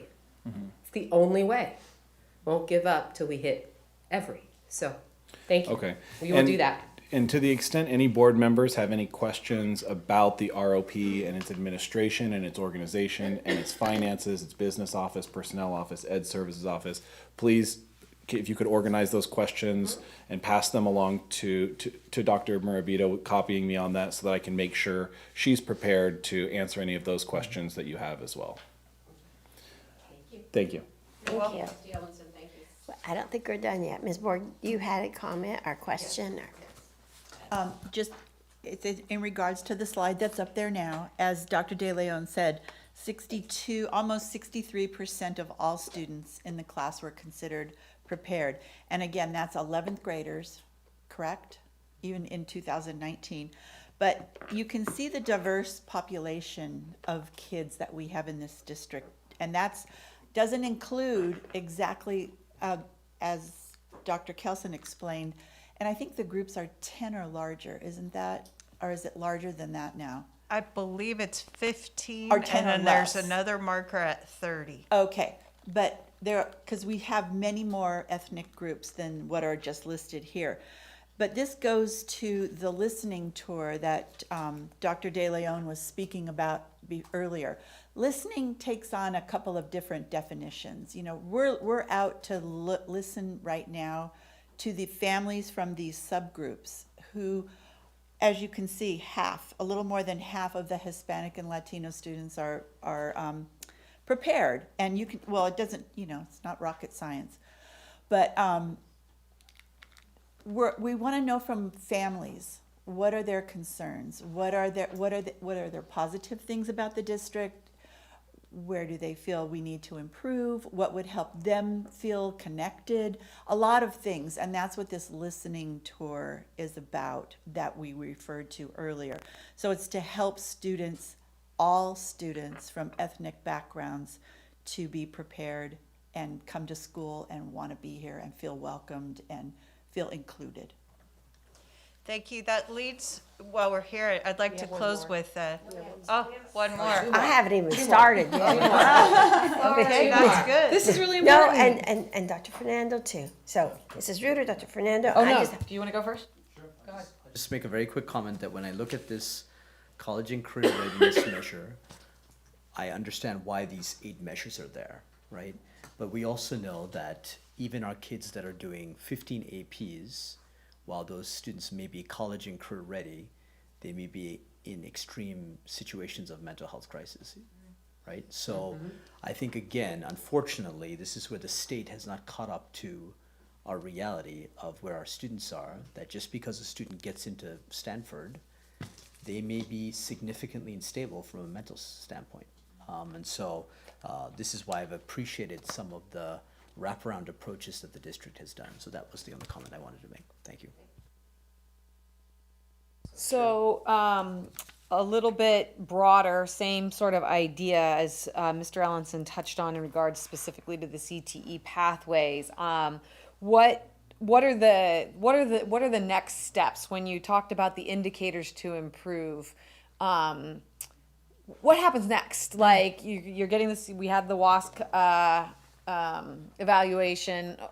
Where do we go from here? Well, recently, addressing CTE, recently we had our district-wide CTE advisory committee meeting. A couple of the items that we talked about was the market analysis that was shared with us from Citrus College. We shared that with the group, and then we also shared a survey that we're hoping to send out to junior highs and up to probably 9th grade, so they can indicate what they're going to be interested in. And it's a survey that covers every single industry pathway, industry sector, that we can really see where the interest is at, compare it with the market analysis, the job analysis, and see exactly how those match up and then what would be feasible for us. So that's going to be one of the things that we're looking at next when it comes to developing pathways the kids are interested in, that will help them in the future and then that are feasible for us. And thank you. In addition to that, you see on this takeaways screen that there are some things within our control, which makes us ultimately responsible for them. Reflecting about how our students are doing within those various subgroups. So I look at that, if you go, and Kellen, you don't have to go back, but if one were to look at that slide with the 81% of a particular student group scoring prepared, and our team purposely put these in order of preparedness to point out that our students with disabilities are scoring prepared 17.3% of the time. That's an obligation of our team, our students who are English learners, and that's up to the adults around them, right, to empower them and provide them with more opportunities. So if you would now click back, Kellen, to the slide where you were, that one, there are additional things that our team has within its means to do right away. We have begun doing them. That middle bullet about ensuring that students who want to participate in the early college program at the high school are enrolled in those classes and have the opportunity to do that. And as Mr. Bondurant wisely said, that when students want those courses on their high school transcript, that they put them there. Some choose not to because they don't come with the same weighting, if you will, of an AP or an honors class at this time. However, that is something that we can do for students right away. And then that third bullet, monitoring access and course completion in career technical education, world languages, and for A to G completion. And when Dr. DeGrazia talks a little bit about the master schedules, he will talk about the process that's already in place. So we can ensure that we're guiding students toward these measures of preparedness, which are based in a lot of research tested over time to show that when students graduate with these indicators of preparation, that they are generally more successful as adults. So there's got to be a strategic plan. Yes. Overall percentages and then the subgroup percentages.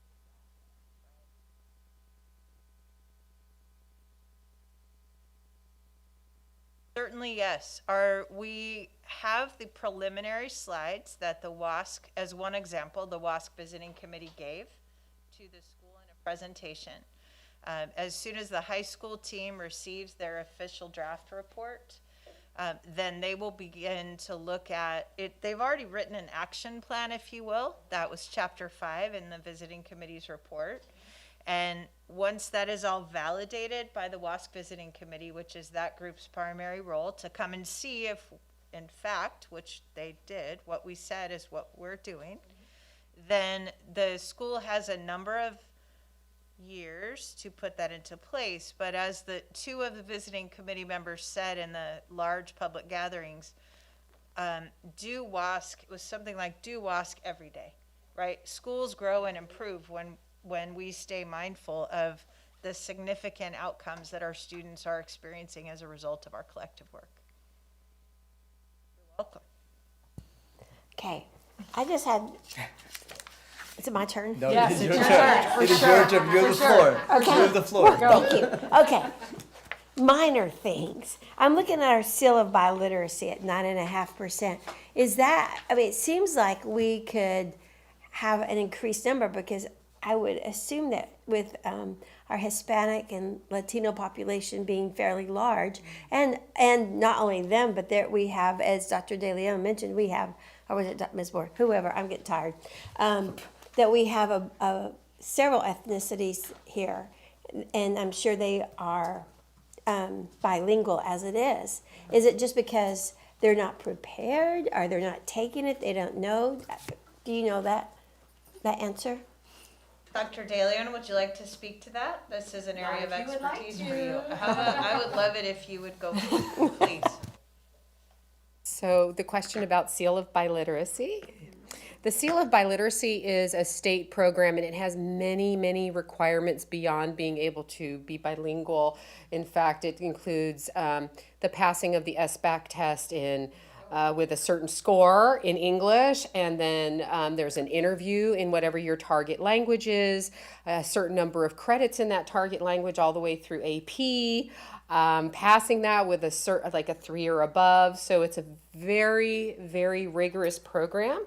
And in fact, one that I would like to see lead to a interpretation industry certification for Glendora Unified, starting with kindergarten dual language immersion and working all the way up to that wonderful industry certification at Glendora High School. So I want to see us have 300, 400 kids with a seal of biliteracy. If you look at the percentage of students who have families who are from other cultural and ethnic backgrounds, how wonderful it would be to be able to celebrate that. And the great thing is that the seal of biliteracy is in many, many languages, languages. In fact, in my previous district, I just have to say proudly that we awarded the seal of triliteracy to a student who spoke Mixtec, Spanish, and English. And yes, she did her interview in Mixtec with elders who understood the written language and had to write the written language, which for years there was no written language in Mixtec, but there is in modern times, and also did this in Spanish and English. And so there are even indigenous languages are covered in the seal of biliteracy, and pretty much any other language that you could possibly think of. It's just a matter of preparing those students and getting them ready to be both bilingual and biliterate. And often they have that in their primary language at home, or the language that they spoke, or their parents or family speak. And so preparing them for that all the way up would be a fabulous thing to do, I think. And so thank you for asking that question. We are ready. Wait, Sorry. does that include sign language? Yes, it does. ASL. Absolutely. There's a seal of biliteracy in American Sign Language as well. So excited about that. Oh my gosh, you got me so excited just thinking about this. I'm ready to go. Yeah, I am good with that. I'm done. Anybody else have any questions? No, Nadia, if you need to go home. Or if you have any questions. Yeah. Nadia's loving all this information. I know. Okay. I mean, I don't have any questions, but I'm very excited for the CTE pathways, because I know that, like, as someone who is in a bunch of AP classes and is surrounded by people in AP classes, that doesn't necessarily, oh, that's my mom calling me, actually. That doesn't necessarily mean you have the skills you need to have a career and know what you're doing after college or even in college. I know a lot of people who are taking like 5 APs and don't know where they're going yet. So just having like more like practical coursework and more like help just like guiding to college and not just like getting your GPA really high. And also with like dual enrollment in college courses, I have a lot of friends who are doing that and are really excited about it. And I think that's a really practical way for students to get like real college experience in a way that's really accessible and financially accessible. But yeah, I guess I should go because my mom called me. Thank you for your perspective. Yeah, thank you. That's super helpful. You know, that reminded me, I have a friend who got her cosmetology license, worked her way through college, and once she became a mom, started doing it in her garage and helped buy their house. Still does my hair. Thanks, Jennifer. She's not watching, I'm sure. But anyway, I think we're good now. Do y'all want to say? Thank you very much. Thank you. Appreciate that. And thank you, Mr. Bondurant, for hanging around. I know Yes. it's a late night. Yes, it is. Thank you so much. Okay, now we're moving on to staffing 2022-2023, presented by, we'll start with Dr. DeGrazia. Yes, and I believe Dr. Kelson and Ms. Fakar will probably assist from the dais up there, so I really appreciate it. President Merkley, members of the board, Dr. De Leon, colleagues, some distinguished guests. Thank you for staring. Thank you for staring. A special award for you guys that stayed to the end. A little bit about staffing 22-23 for the next school year. Always a busy time in personnel, extra busy now as we prepare for one year and you wrap up the next, right? Everybody's ramping up for the next year, but we wanted to give you a little glimpse about what we look at and what we do each and every year. And the first slide talks about attrition assists all. There's a lot of alliteration in this first slide. It's the title and a couple of the main points. But last year, as you know, we offered a retirement incentive, one for certificated and one for classified. That garnered over 55 retirees in the Glendora Unified School District. It was the largest retiree class, we believe, in the history of the district. As far as we could go back in the record books we found, that's the most retirees we've ever had.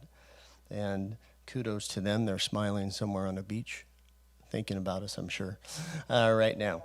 And so when we talk about attrition, we look at, as we are under-enrolled and we've had this declining enrollment, which I'll speak about in the next slide in just a moment, over many years, we've been able to maintain our current staff and our staff that stayed with us, our passionate, perseverant pros, and our super subs. Speaking of alliteration, we've had some outstanding people continue to maintain their service with us in both those areas, but we've been able to keep them and maintain their employment because as people have retired, resigned, gone on leaves for different reasons and different purposes, we did not fill their positions. And so that's attrition. And so it has really assisted us all. It's given us a lifeboat to stay afloat and maintain the employment of all our certificated, classified, and administrative staff without laying anybody off in the past few years. That's an accomplishment that many districts cannot state that they have. This year, 2022, we had the early tell bonus, in which we asked certificated staff that was interested in retiring or may retire for the coming year at the end of this year, of course. And we had 10 certificated staff take advantage of that. That doesn't mean we will just have 10 certificated retirees, of course. We may have others. 7 of those came from the elementary area, 1 from the middle school, 2 from the high school, 1 at the continuation, and 1 at Glendora High School. 5 of those 10 came from 1 elementary school. So you see how it can affect. Things don't come in perfect packages. And so we have to look how that will affect us down the road and how we might need to shift or make shifts. We look at our retirements, our resignations, our leaves. We already have 15 total retirements, the 10 that I spoke about, certificated, and 5 additional classified retirements. So far, we will honor all of our retirees at the first board meeting in May. We're already working on that process right now. We will have, again, additional retirements that will come in, certificated and classified, we believe, resignations that we receive, and leaves, people that go on leaves. We've heard from 4 or 5 of our leave of absences from last year, and they've already determined they are resigning. They are not returning to the district or the area, and so they will be resigning their position. Again, kudos to our staff, our perseverant pros, and our super subs. But everybody's worked together. The associations have worked together. Glendora Teachers Association, CSEA Chapter 247 here in Glendora, led by Marianne Nichols. GTA, led by Joanne Johnson. Kudos to them for continuously working on this goal of avoiding layoffs and utilizing attrition for these purposes. We've also repurposed, more alliteration, and reorganized additional positions. As positions came open, we looked to match them to our strategic plan, our strategic goals of the district, to ensure that they best fit the goals and the needs of all students in the Glendora Unified School District. So we want to make sure we have that match, and we look to combine positions when we can to save up and down the district at all times. And on the next slide, talk about a little bit about the enrollment numbers and our overall decline over many, many years, especially your residential decline. 75% of the homes in Glendora do not have a school-age child that lives in them. So you can see when you have 75% of the homes, you're not garnering many homes from your residents, and there's been some decline. We're hopeful that in future years, the birth rate may have a slight uptick, and then we will see our enrollment start to creep up again. But looking at demographic studies in past years, we've just maintained that consistent decline and look to supplement our enrollment with transfer students in and out of the districts, intra, meaning within, inter, from without, and look to bring in new programs that may garner new students to our district as well.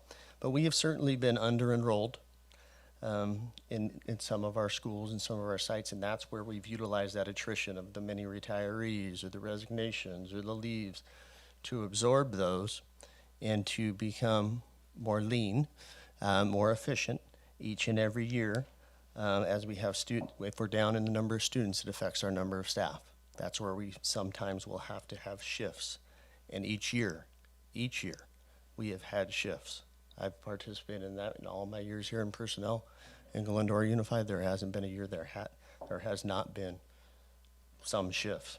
There was an article that came out today from the state, California Department of Education, that announced statewide for the past 5 years in a row, concurrently, decline in enrollment of students statewide, all grade levels, grade 1, 4, 7, 9.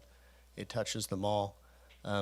You'll see your enrollment wave go through the district, and you can see where it's hitting us right now at the middle school level and also at the elementary level, and it will reach the high school very, very soon. That's why we look very closely at things like master schedules. Dr. Kelson mentioned it earlier. We are looking at a very detailed timeline in constructing the master schedules. All sites have already been working on their master schedules, and elementary has a master schedule. It may just not be as big a puzzle as the secondary sites at the middle school or the high school level, but they all have master schedules. The elementary is number of classrooms per grade level. Difficult one is kinder, right? That's one that how do you know? You know the other grade levels for the most part, the rolling up of numbers are traditionally where they may have some influx at certain levels. Tricky sometimes 5 to 6 grade level transitions, right? 8 to 9 grade level transitions, transfer students, those types of things. So we're looking very closely at that. Sites have been working very hard. Kudos to the secondary for getting ahead of the game this year, working early on at Glendora High School especially. Working very detailed, and Goddard and Sandburg Middle Schools getting out to the elementary sites last week. They're kind of corralling their total numbers this week, and so we'll be having some very detailed conversations with all groups, elementary, middle, and high school very, very soon to determine where the needs are. Do we need to shift up from some grade levels to another, down from some grade levels to another, site to site, grade level to grade level? In fact, we recently posted an anticipated opening at the elementary level to see if there was anyone interested. That was just for our current internal permanent folks.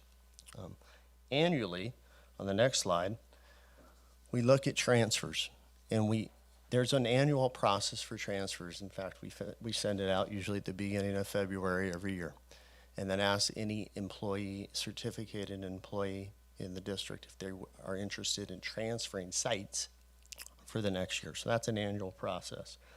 Classify can put in a transfer at any time during the year. It's kind of an ongoing process and cycle. And then we have site-specific openings for transfers. That was the example that I gave on the previous slide. There's an anticipated opening for a elementary site at a specific job. We put it out through email. All employees receive such notification, whether it's during the year, during the summer, as they arise, those will pop up.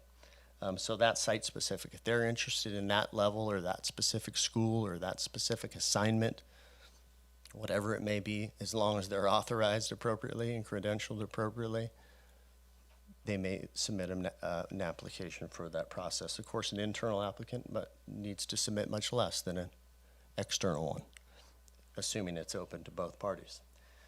When we look at a transfer, we always look for volunteers first. If there's a level or a site or specific site we're looking at, we're going to ask for volunteers. Somebody may raise their hand.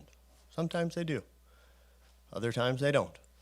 And so then we have to look at the process of the involuntary transfer, and then we look at things like credentials, qualifications, experience in that setting, education, maybe a special licensing or certification that they've received to teach what they're going to teach. And finally, all things being equal, we would look at seniority. And that's seniority in the district. It's not seniority at one site. It's their overall service to the district and their official seniority.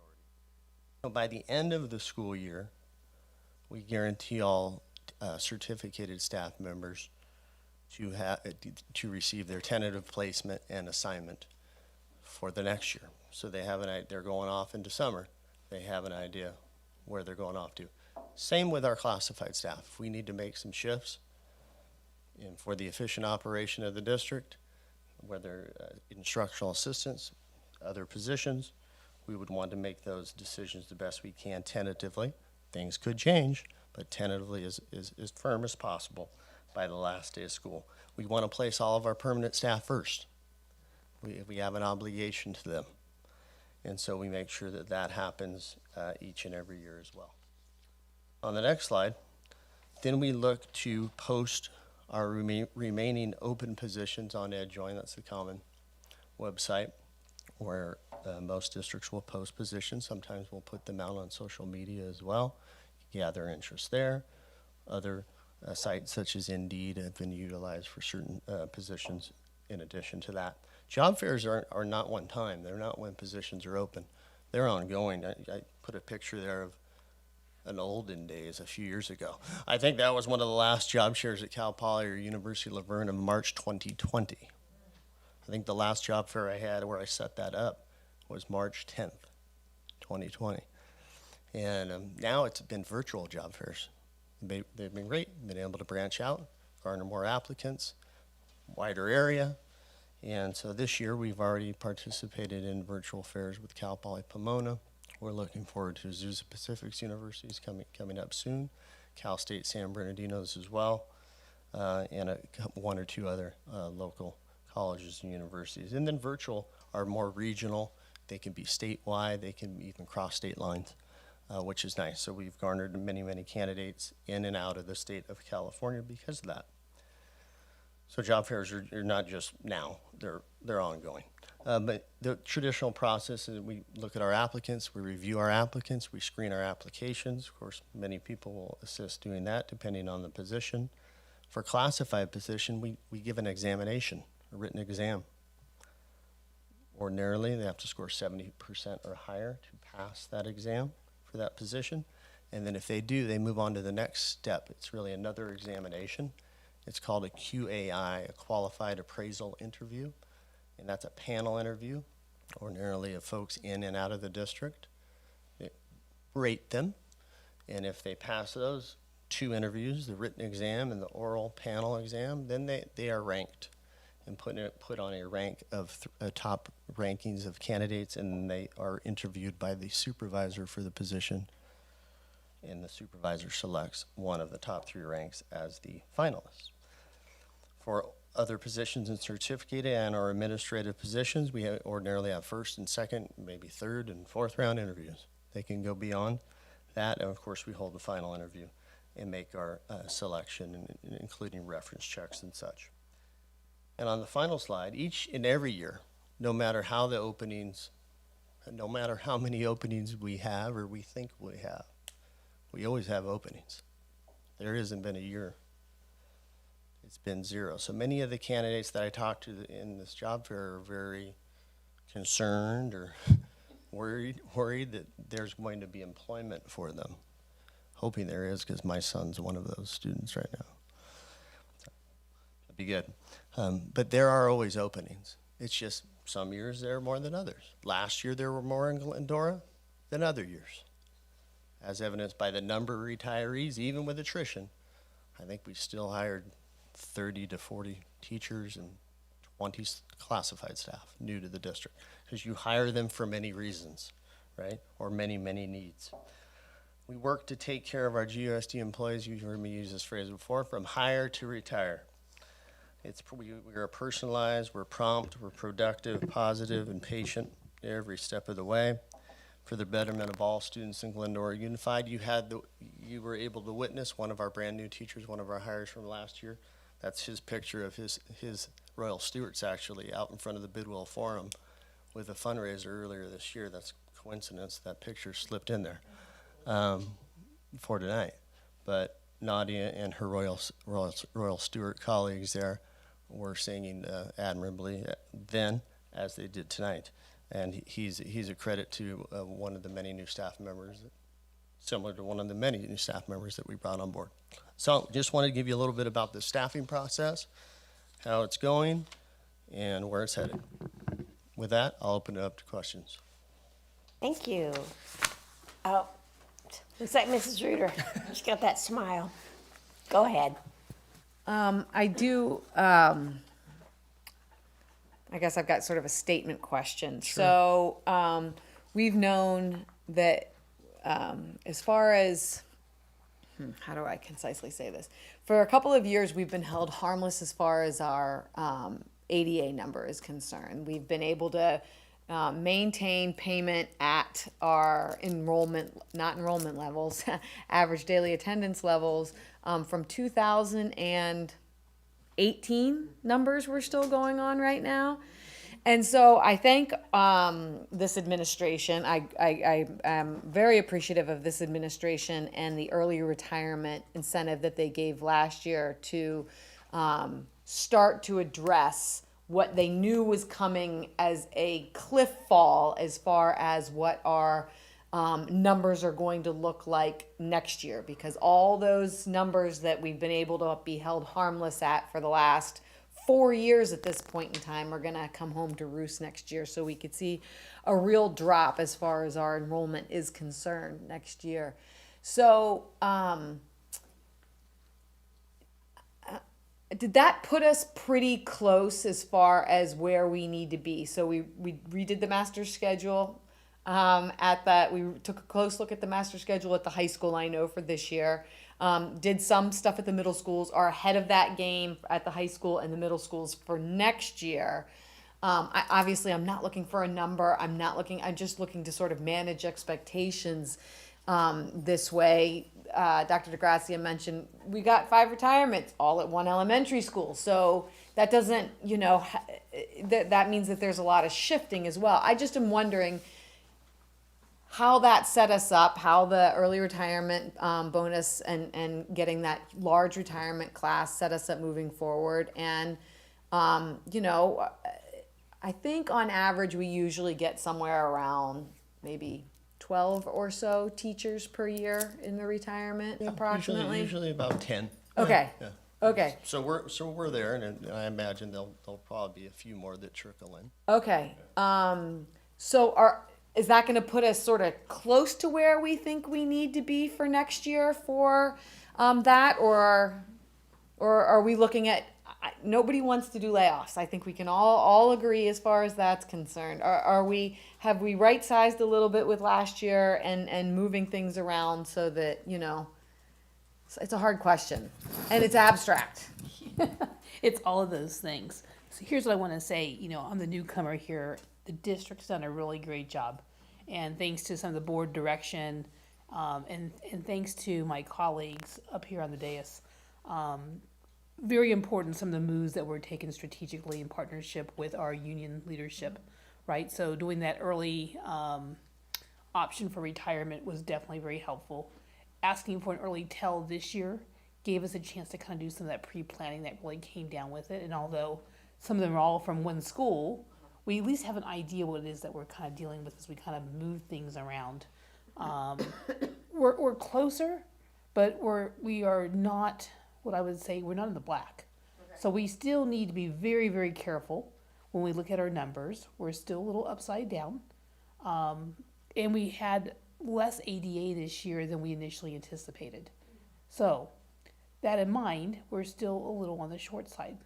Now, you're always going to have a little bit of overage someplace because your numbers just don't always equal out perfectly. That's sometimes why you have to have combo classrooms, although we try to avoid that whenever we can. Ideally, we want to keep grade levels whole as much as possible. So I think in working with our partners out there, I think we'll be okay for this coming year. We've looked at, we're being held somewhat harmless this year. It's not the full cliff like we were anticipating. If they had not come back in with something, we would be in much more dire straits. We're not there right now. And if Senator Quarantino gets his new piece of legislation in, it's going to help us too. Really important for our district.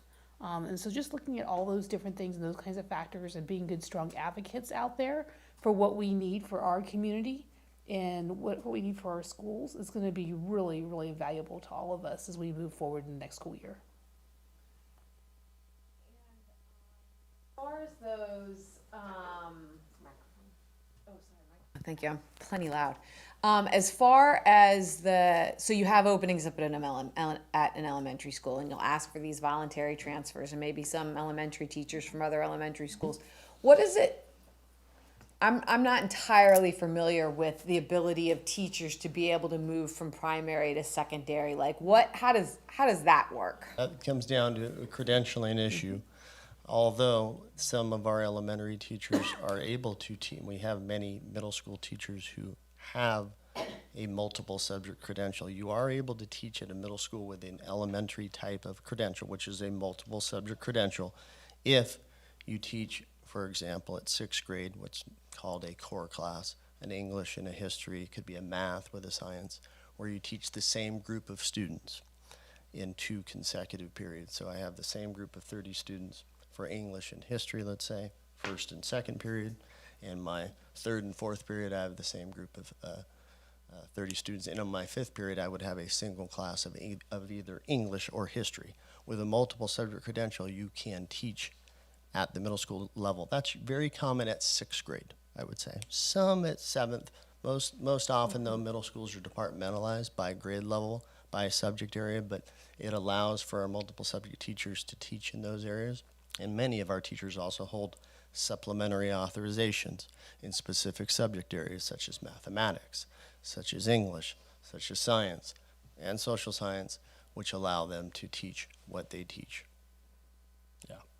So easier with those lower middle school grades as far as moving down to elementary schools, et cetera. It's not likely that a high school teacher is going to be credentialed in a multi-subject credential. You're not going to see those big fluctuations. That would be more rare. Yeah, you would see more elementary to middle to elementary. Okay. We do have a number of teachers at the middle school level who do hold multiple subject credentials and or who previously taught at the elementary level. Okay. Yeah. Thank you. Thank you. On the same subject there, in our circumstances, again, with Cullen losing 5 people, Yeah. I mean, you're not going to be able to just not rehire someone there, Sure. or maybe 2 or 3, Sure. for that matter, which brings up the uncomfortable point about the involuntary transfer, because those positions need to be filled, and if no one or if not enough would volunteer to come down and do that, or to come over and do Sure. that at Cullen, or wherever it is. I don't want to single them out, but Yeah, it could be up, down, down, up. Yep. that can be uncomfortable for people who aren't looking to transfer, but because they're an employee of the district, you can have them do that. Am I correct? That is correct. Yeah. And you're going to eventually, like you said, everything becoming equal, it comes down to seniority. All So- things being right. equal of those pieces, correct. Pardon me? He's had to do it every Oh, I know. consecutive I know. year I he's done just, induct as long as we're military. talking, that's, it's not an easy thing to No, do, and- you know. yeah. And it could be a middle school teacher coming back to elementary. Could be. Which It usually could- they go up. It could be, and we is had my this experience. last year as an Right. example. It could be a middle school teacher having to teach at both middle school sites. Oh, It uh-huh. could be a middle school Right. teacher having to split at middle and the high school Right. level. I've had all the combinations that you can think of. I'm sure you Oh, have. yeah, over the years, yes. And, yes. and positions like Mr. Davis, who is here tonight. Incredible, yeah, you 3 know, sites. You yeah. know, he is at 3 sites. 3 sites, But- Goddard, Sandburg, and GHS. Right, but like you're gonna need to hire a statistics teacher if a statistics Oh, don't say that person one, leaves. that's the hardest one. I know, I know. AP physics, right. Right, AP physics, okay, physics or whatever, That's but tough, that's too. not the kind of person that you can move around in a district, so you need to rehire Yes. and fill those positions. For sure, Yeah. for sure. Yeah, you would see an internal and external posting on EdJoin open to everybody in a wide array Right, array of right. spaces. Like we to- had those, what did you say, 55? Yes, 55, Retirements last year, but 2 of them were band directors and choral yeah, groups, and yeah, sure. so people that you had to replace. For sure. Yes. For sure. Just wanted to make that clear. Specialties or singletons, you might call them, yeah. And we heard a figure tonight about 85 or plus, I can't remember the number that was used, people leaving the district last year. So 55 of those were in that retirement incentive, just so that It's a large we're chunk of clear people. on that. It's a large chunk of people. Yes. Dr. Fernando? I want to be careful how I ask this question, because it could be a much bigger question than it needs to be. Don't answer it then. Position management. Okay, so that is something that I think we have seen a history of the lack of position management that was going on. And I don't know how we do this in this budget, specifically around personnel, but do we have a lot of budgeted open lines, let's call them that are in our budget, but that are empty and that have been empty and that need to be either swept or redirected to other budgetary needs? So we've been looking very closely at position control. There are a couple of vacancies that we are watching very closely and monitoring to see whether or not we can go without filling them. In most cases, we can't. We already run very, very lean. The district's already made some pretty important decisions. So in order to be able to keep up the operations, we also are looking at just some minor changes to job descriptions to be able to make the better fit for what the overall district needs are as we come out of post-pandemic. So I think Dr. DeGrazia mentioned that earlier, that's one of the things that we are looking at. So there's a few positions that we are kind of reviewing that. We also have a salary study going on for our classified as well. That's good. And so we're taking a look at that and the job duties that go along with those things that are more current for what the trending needs are. Because something else that just for the community, who knows who's watching now, after us going on for so many hours, that they need to be aware of is the idea that we probably have issues of salary compression because of what's happened over the last several years, that we have not kept up with the market rate when you look at other districts. So that's something else we have to look at. And that teachers and classified staff, unfortunately, compared to what some people may think, are not widgets. So they don't do the same things, they're not robots. And so this is what makes position management so challenging when you are in an education space. Because, filling a AP physics teacher is very different than a gym teacher, right? Not to say that gym teachers aren't, PE teachers aren't important, but there's different requirements and certifications that are needed as part of that. So that level of process and complexity is one of the unique things that we experience in education. So I think the public just needs to be aware of that. That's it. Thank you. Mr. Allenson? I appreciate the presentation, and it's very timely. Just to remind us that Glendora Unified, like almost every other school district in California, has been experiencing declining enrollment for quite a while. I think that the District of Choice program, it was deceiving a little bit. If you look at the trend of enrollment, we were going down, and then that brought us up, and then it declined from there. It was not a permanent fix. It was temporary in nature. We're grateful for it, but it's not the solution, and that we have to face the reality of it. And I think that's what you found too, Dr. Delia, when you started, is that we were overstaffed when you got here, and a lot of that work needs to be done. So thank you for taking that on. And it's hard because when we do post positions, we get a tremendous amount of applicants. I mean, when you share with us the amount of applications we get for every job posting, whether it's classified or certificated, it's tremendous. And there's a lot of highly qualified people that want to work here, and we don't have the space right now for them. I say timely in this presentation because as we prepare for the upcoming school year and teachers that are going to have to be reassigned, and hopefully we can do it with volunteers. It's not easy. It's very difficult. We appreciate that very much. It doesn't go unnoticed. My dad was a teacher, and not teaching a different subject, a different grade is very difficult. And we just want to recognize that and highlight that we know the challenge in that, and we're grateful for our employees serving where they're needed to serve. So thank you. Thank you very much. It was a great presentation. Thank you, Dr. Palazzi. Very nice. Okay. Let's see. Under discussion action items, approval for the declaration of indefinite salaries for the unrepresented employees' salaries for 2022-2023, Mrs. Vicar. Thank you. This is actually an annual notice that is presented to the Board of Education every year this time. Basically, what this says is that for our underrepresented groups who are not associated with a labor negotiation, that the board would consider at a later time to perhaps restore whatever you do for another group to them as well.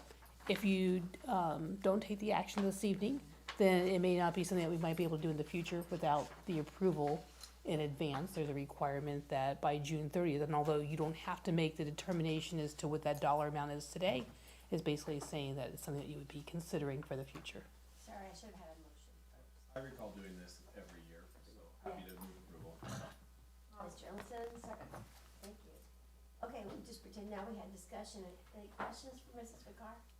I think I would just say in layman's terms that if the classified or certificated teachers unions were to